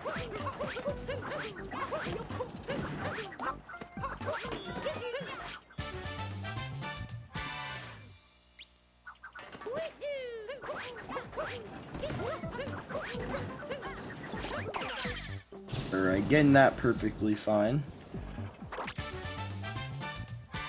No problems with that cycle there. Alright. You'll be going up to the upper section of Day Metro. This section is a little weird because you go all the way up, you dive all the way back down, and you go all the way back up, then you go all the way back down, and you go down even further. So you see, we're up, now we're going all the way down, then we're gonna go all the way back up, which is, I mean, this is actually the highest point in Metro, so we are literally going all the way back up.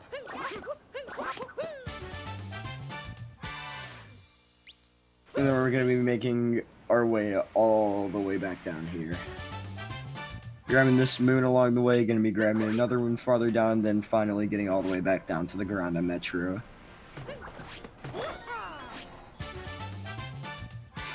Not able to snipe out that moon, unfortunately. Having to go for a second ground pound. No big deal, though. Heading into the people's room. Yeah.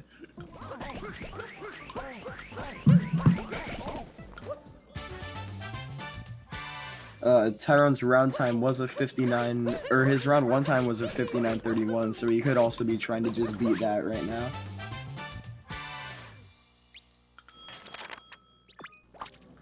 Yeah, it's you know, it's insane. We you know, we have the opportunity now to talk about Tyrone and just how crazy and nutty the past month and a half has been. Oh, dude, with the world record here with Super Mario Odyssey in general.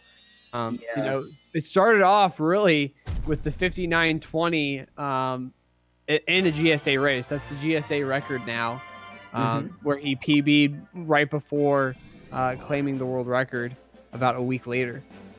Yeah, he got 59:20. He got 59:09, which was his first record. Then he got 59:05. Mitch tied the 59:05. And then Tyrone just kind of went nuts. 59:02, 58:59. And then after getting 58:59, he gets 58:55. And then he's like, should I go for more? and everyone told him to do more runs that day, and then he got 58.47. So, like, the amount of optimization that is in the world record now is just absolutely ridiculous. Although, now that we do have a new strat in Cascade that saves around 6 seconds, if people do find a consistent enough setup to start going for that in runs, that could be a pretty big game changer. Like, that could get Mitch back into the world record mix, or even more into the world record mix than he is right now, because he's been doing pretty much daily grind. Well, you know, you talk about dropping down the world record, you know, it's been for so long. I would say 6-7 months. Just the goal has been grab the 59. Everyone slowly but surely has been trying to grab that 59. I think we're up to like 5 or 6 people have a 59 now. 10. 10 people, excuse me. Yeah. But now it's the big question of, oh, how many people can get a 58 now? You know, TYRN being the first one to do it, obviously dropping it all the way down to the 59.4. You know, 58.4, excuse me. But how many more people are going to go for it? How many more people are just going to go ham on the game like TYRN has and show it off? Is Mitch going to be the next one, or are we going to see someone else do it? Stravos has proven himself in that last race to be a huge competitor and a very strong racer and a very good runner. So really it's up for grabs at this point. Honestly, I do see Mitch getting it next just because of the fact that his PB is a 59.01. So, like, you know, Mitch is really close, but Strav can also get it. Like, I don't want to discredit Strav because he's the next closest, and he's been working on just optimizing anything he can, like, just taking all of the slack out of, like, everything. And, you know, there have been a lot of memes, like, super secret Stravos time saves. Like, where there's just, like, things that Strav does to save, like, half a second throughout the entire run. And it's kind of crazy that it's getting to the point where you have to go for stuff like that. But yeah, at this point, if you want to get in the record competition, you have to learn basically everything there is.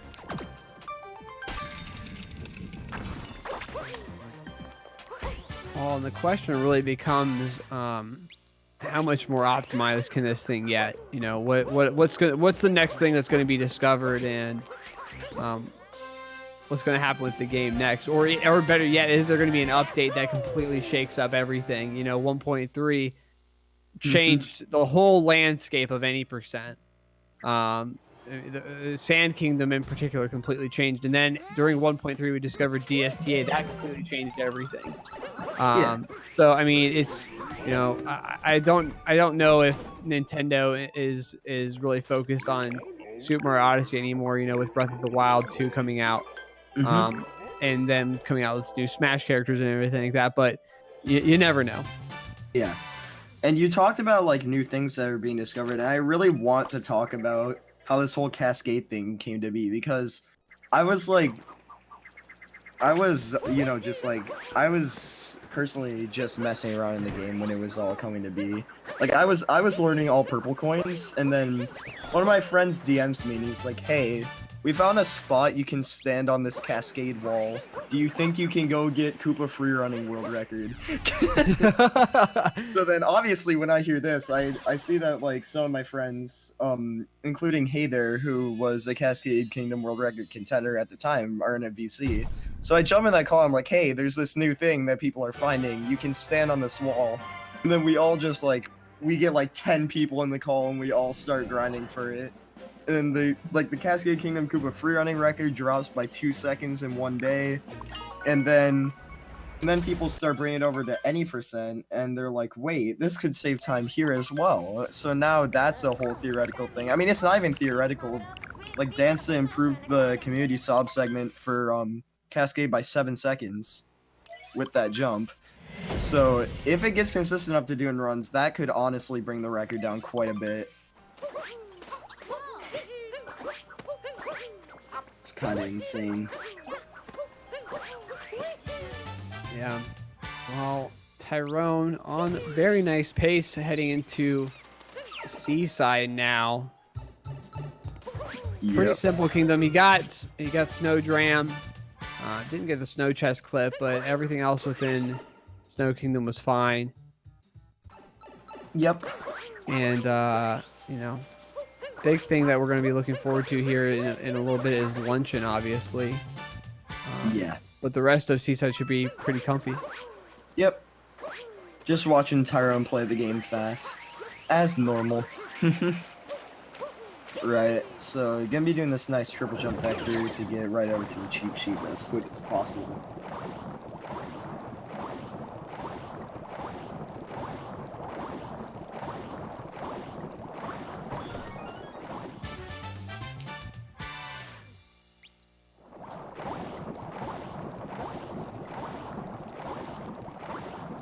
Yeah. But, like, that new Cascade strat is ridiculous. It's so precise, but people are already getting so good at it. Like, I know for a fact that Mitch got it, like, 6 times in a row with the setup that he's been working on. So, it could be consistent enough to do in runs soon. And I mean, I think people are starting to do it in runs now. Just not in the league yet because, you know, it's risky. But since it's only like 3 minutes into the run, people are saying, hey, it saves 6 seconds, it's really hard, but it's 3 minutes in. I'm gonna do it. Like, that's the mentality that they're at. Honestly, I might start doing it for myself once I get that setup down. Well, and that's, you know, talk about the community again, you know, that's the cool thing about this is that everyone's able to share that information so freely and is able to just go ham on it. And Tyrone commenting in Discord, that's a gold split right there. That was a gold Seaside? That was a gold Seaside for Tyrone. So pretty big there from him as he, you know, completes this race alone. Yep. All right. I mean, yeah, that Seaside was pretty much flawless. I saw nothing wrong with that. Pretty insane stuff. Now we are going into luncheon, and Tyrone is on pace to beat his run from last time.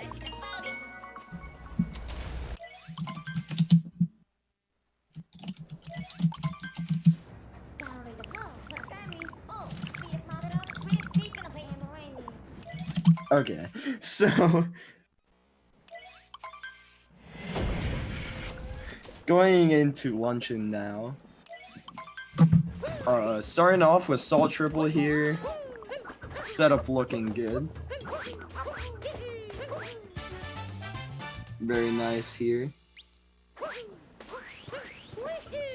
Oop, rolling a little bit far to the right there. Still going to the left of that Magneto doing that version of the strat.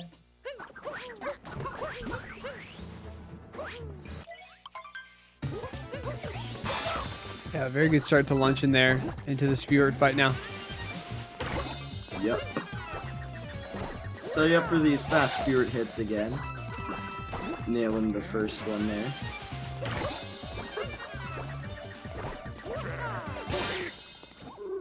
Nice. Yeah, super nice Spirit fight, exactly what you want to see. All right.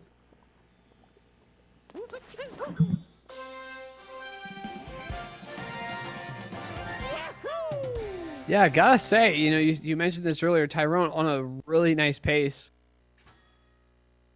You know, a couple small early mistakes, but other than that, you know, looking really good. Yep. I mean, obviously a big factor of it being, you know, there's not much riding on this, just able to kind of finish the race.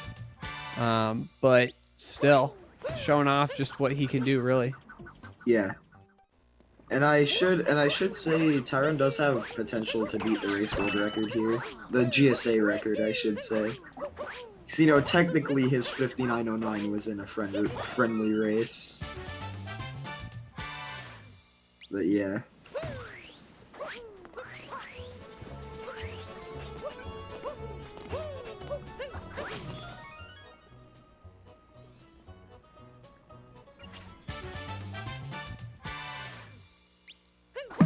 Gonna be heading down, grabbing this golden turnip. And I think it's interesting that the bonk is so quick in comparison to jumping up and ground pounding. Yeah. I mean, it's just what gets you closer to the ground. You know, of course, jumping gets you higher up the ground than just rolling into and bonking something. So it's cool. Oh, TYRN, okay, that's kind of scary. Having to go back, gonna be missing the spot to recycle because of that. That's only around 4 seconds though, so you know, not horrible.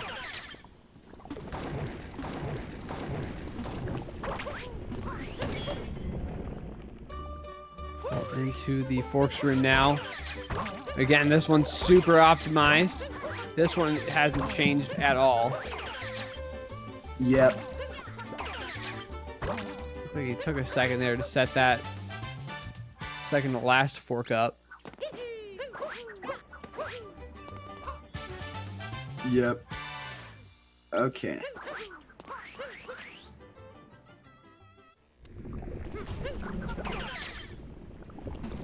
So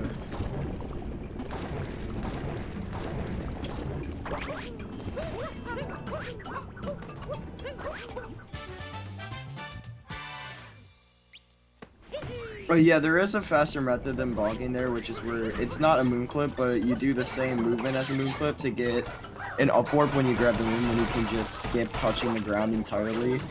But it's pretty hard to get it where it actually saves time, so most runners just opt for bonking.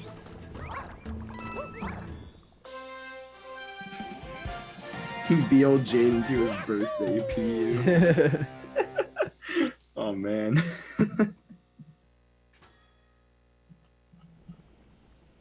Well, finishing up luncheon here, just gonna need to be careful here just because of the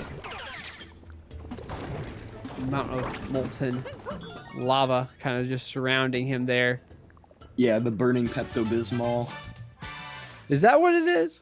No, but it looks like it. Like that's probably the best description that I've gotten so far. I keep asking people, like, I have no idea what it's supposed to be. Yep. Alright. See if we can get this throw here. Messed up on the last race. Gets it this time, yeah. Nice. Yeah, TYRN does look very relaxed as well. Just kind of coasting his way through the rest of the game. I imagine it must be nice. Well, this is... Yeah, well, this is... It's got to be time for him to kind of meditate on, you know, winning the semis and then preparing for the final. You know, again, you got... The options aren't amazing between Chaos and Mitch. Both of them are extremely good runners. Mitch obviously closing in on that 58 that we talked about earlier, in Chaos, you know, showing up, beating Low Curbs, who beat him the week before, which must have been difficult, just knowing in the back of his head that, you know, this guy beat me, he can beat me again. So true. Gonna be trying his best to just coast through this one and keep it relaxed. And then, of course, looking forward to the next week of practice. Yeah. Honestly, I'm interested in the Chaos versus Mitch race because Mitch only lost once throughout the entirety of the last league. And it wasn't a Chaos, so it seems like Mitch has the upper hand, but at the same time, we have seen a little bit of inconsistency from Mitch. Like, the reason he lost his one race was because he failed 2D skip. So, like, you never know. He could be making some mistakes that could allow Chaos to win. But yeah, now we're in Ruin Kingdom, and we actually have no other gameplay to commentate on, so if you want to plug some stuff again. Yeah, in case you weren't here for the last race, just want to first say thank you so much for sticking with us and joining us for this race. You know, we just passed 7 million views on this channel, a pretty big mile marker.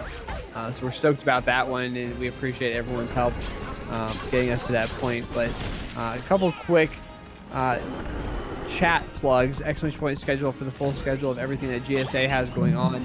Our schedule is set up for every day. Monday is Super Mario Odyssey all day.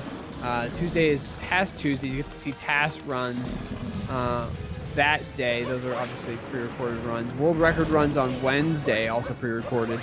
And Triple X Gamer, thank you so much for the sub there. Really appreciate it.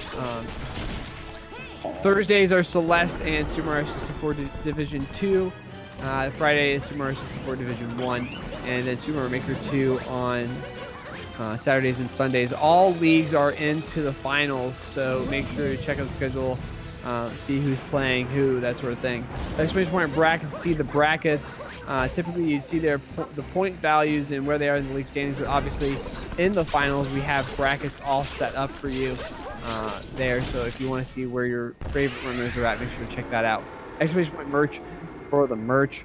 Shirts and hoodies, fresh, clean looks. Good way to support us here at GSA. Exclamation point YT and exclamation point YouTube for the YouTube channel. If you missed a run, or if you just want to rewatch a run, it's all there, all posted on that YouTube channel. Make sure to subscribe to get updates on those runs that are getting posted there daily. Exclamation point Onyx for the Onyx. Great way to support us here at GSA. You get points every 12 hours when you check in. 500 Onyx points gets you a free sub. We'd love it if you use that sub here at GSA. Of course, you can use that anywhere else, though, if you so choose.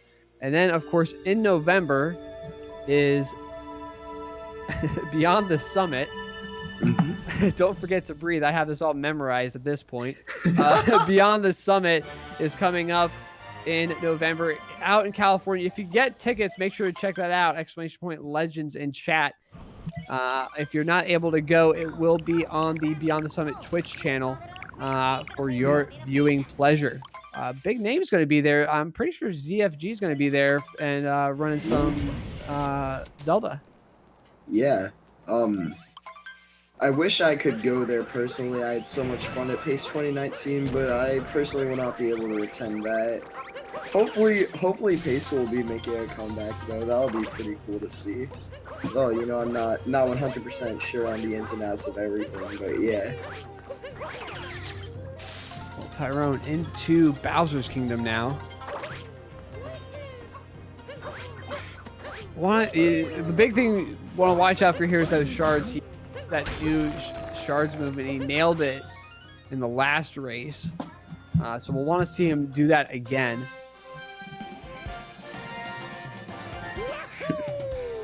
Yep.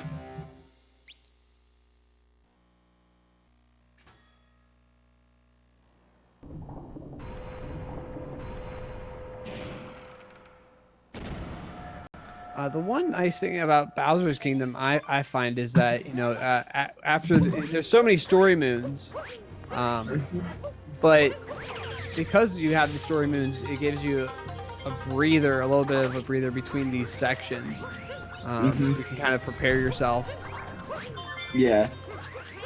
For me personally, what ends up happening is I just end up stressing about like the next section. I'm like, oh god, I gotta do this perfectly, and if I don't, then it's over. Like, that's the only thought that's going through my head. I should probably use them to relax instead of thinking about that, but yeah. Well, Tyrone, completely relaxed, shows off shards how it gets done, absolutely nailing it yet again. Yep. Just showing his consistency here.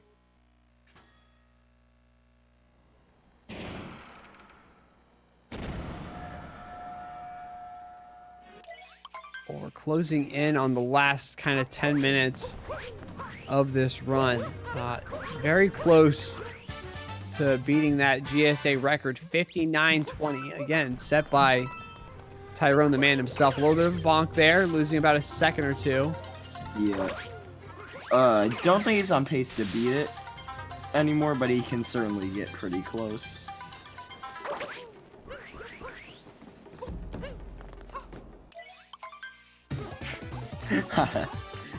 Alright. So Tyron's still holding strong, going Harry at first.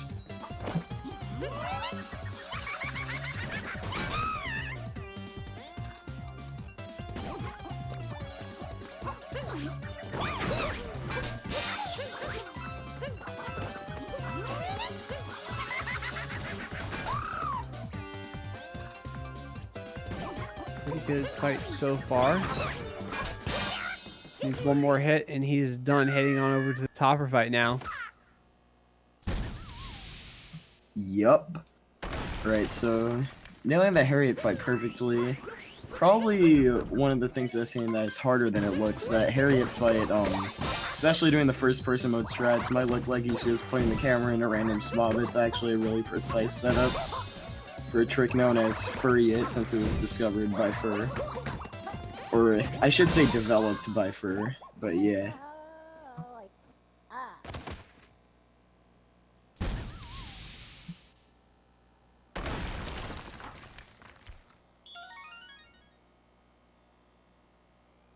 Well, a very good Harriet and a very good topper fight from Tyrone. Next big thing going to be that Mecha Brutal fight. Had a little bit of trouble with it, not able to get that topper acquired. Yeah. But we'll want to see him do better with this one. Obviously, a lot more relaxed, not too stressed about it here.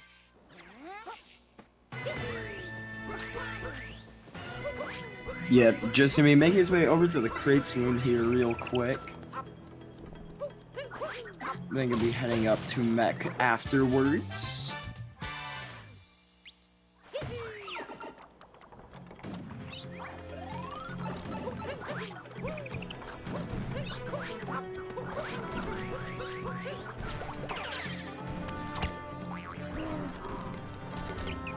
Alright.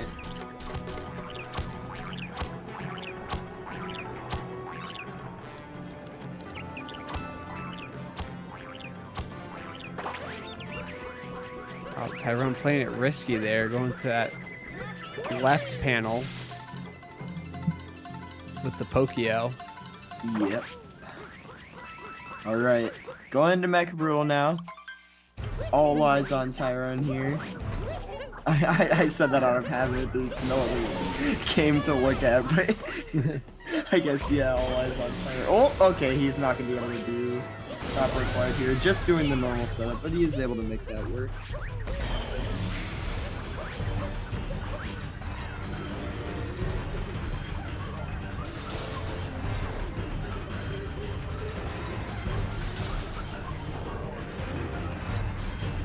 Alright. Time to sign up for Harriet third here.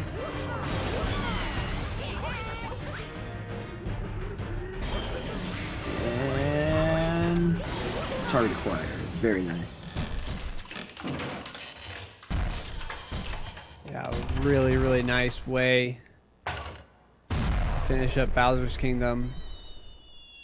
Only a couple of major things to look forward to here Yeah. as we head out of Bowser's into Moon Kingdom. Alright. Well, Tyrone just coasting his way to the end now. Still on easy sub-hour pace. Just showing his consistency here. Being able to maybe get 2 sub-hours. I don't want to call it early, but, you know, at this point he'd have to make some pretty major mistakes in order for him to lose the sub-hour. Yeah, essentially it would be taking a death really is going to be the only thing that's going to keep him from losing that. And Tyrone pointing out if he gets a 503 Moon, he's getting a 919. He did nail a 502 in the last race, so a sub 59:20 is a possibility. It's going to be close though. Yeah, he's gonna have to Tyrone's play... going to need to clutch it out. Yeah, I mean, you know, I was freaking out at his pillars last time. So yeah, he is gonna need pretty low 503 Moon as well if he wants to beat the GSA record here, which is also held by himself, by the way. Well, it's kind of just come to be, you know. This past month, Tyrone has been the one to break his own record time and time again. I would suspect that he would do it here in a race as well. Yeah. So we'll see what kind of time that he can get. It's going to come down to how well he does Moon Cave skip and then the escape sequence, really. Yeah, 4 out of the 5 top 5 GSA times are now Tyrone. So yeah, that's just kind of what's been happening recently.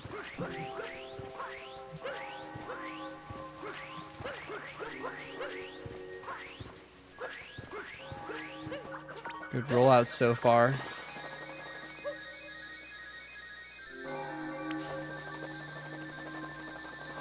Yep, looking good already. Oh, okay. Dropping his spin pod. Oh, okay.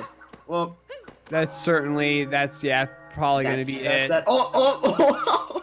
Yep. Wait, what is going on? Okay, well that's that for the 59-19. But like, what was that? Tyrone just looks so upset. It looks like he wants to cry. Yeah, that's really disappointing.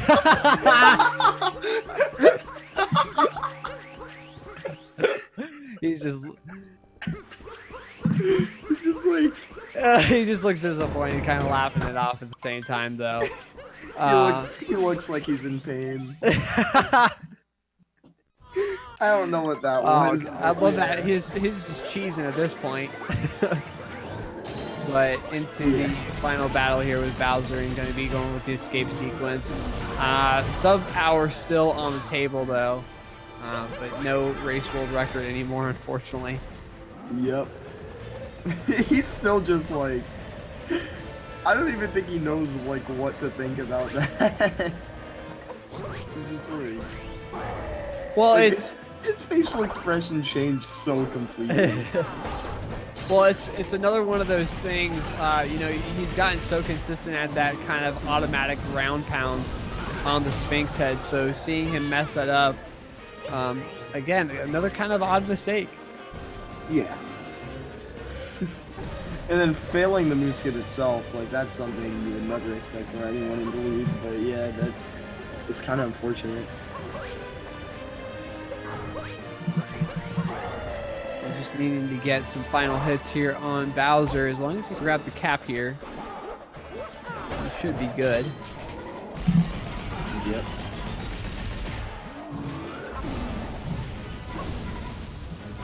Alright. Going into the escape sequence now.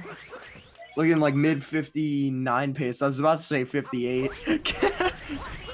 Looking like mid 59 pace here for Tyrone. If he can just finish this race out real quick. Yeah, it's looking like a 59, maybe 36, 37. Yeah. As a Alright. possibility. I'm gonna throw out a guess of 59-34. That's my guess. Although he definitely could get better than that, and he definitely could get worse than that. Like he could still theoretically 2x this. See what it does with this 2D section. Yep. Good 2D skip start. Alright. Getting fast XD again, very nice.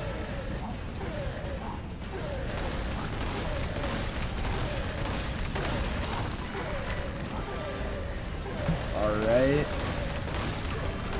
So yeah. Actually my guess of 59-34 might be pretty accurate. It depends because like if he gets an average pillars, then my guess is accurate. If he gets a really good pillars, then or a bad pillars, then it's inaccurate. Okay, that early pillar actually looks really good. Dang, nailing that 5 fireball early pillar. Very nice. Well, this is where he's just so good with these pillars. He nails this pillars almost every time. This is a very good pillar section from Tyrone. Wow. Holy moly. Okay. Unfortunately missing not 1, not 2, but 3 of those fireball shots. Okay. 2x probably was on the table at that point, but now it is off the table. Thinking 36 now, yeah. 59-36 for Tyrone. Still a very good run. Yeah, yet again, 59 3x, 2 of them in this matchup. Not anything to scoff at all. I mean, Tyrone definitely is going to be the favorite walking into the final. You know, either Chaos or Mitch. I mean, either of those guys has their work cut out for them. Yep. Well, we'll see if we can get Tyrone in for interviews before we head on out of here. Yeah. Interested if he'd like to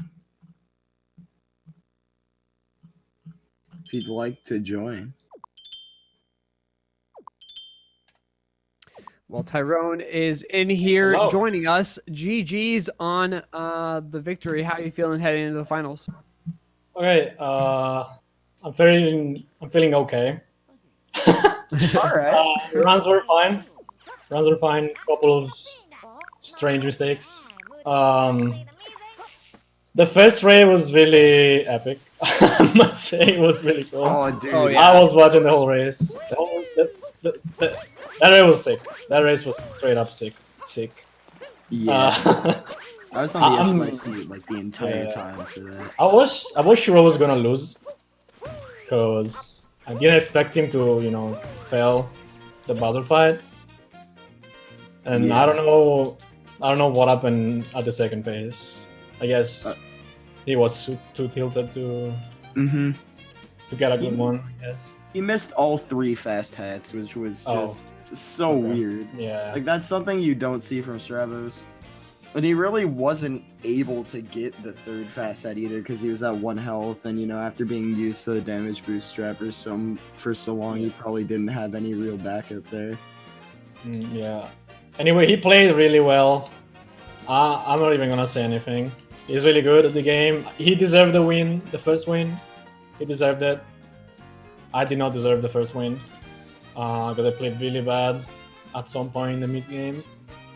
I absolutely did not deserve it. I want to say happy birthday to him. Hopefully, he has a good day after this. Because, yeah, it's really depressing. I know. Yeah. It's really sad to say that. One last question before we head on out of here. What should we expect from you in the next week before the finals? I'm not sure about that. We might see 3 rounds. We might see 3 rounds. At least 3 rounds, yeah. I'm so excited. It's gonna be really hard. Well, I can teach you. Well, that'll be it for us here for this race. Again, unfortunately, Stravos forfeiting the second one. Tyrone will be heading into the finals, but we've got Chaos Pringle versus Mitch coming up in just a couple minutes. That will be the decider for who will be in the final with the Italian man himself. Thank you so much for joining us, Gannon. Thank you so much for joining me in the commentary booth. Yeah, no problem, man. It was a pleasure. Like I said, stick around. We will be back with some more GSA 80% League Super Mario Odyssey action here in just a moment. Yeah. Bye-bye.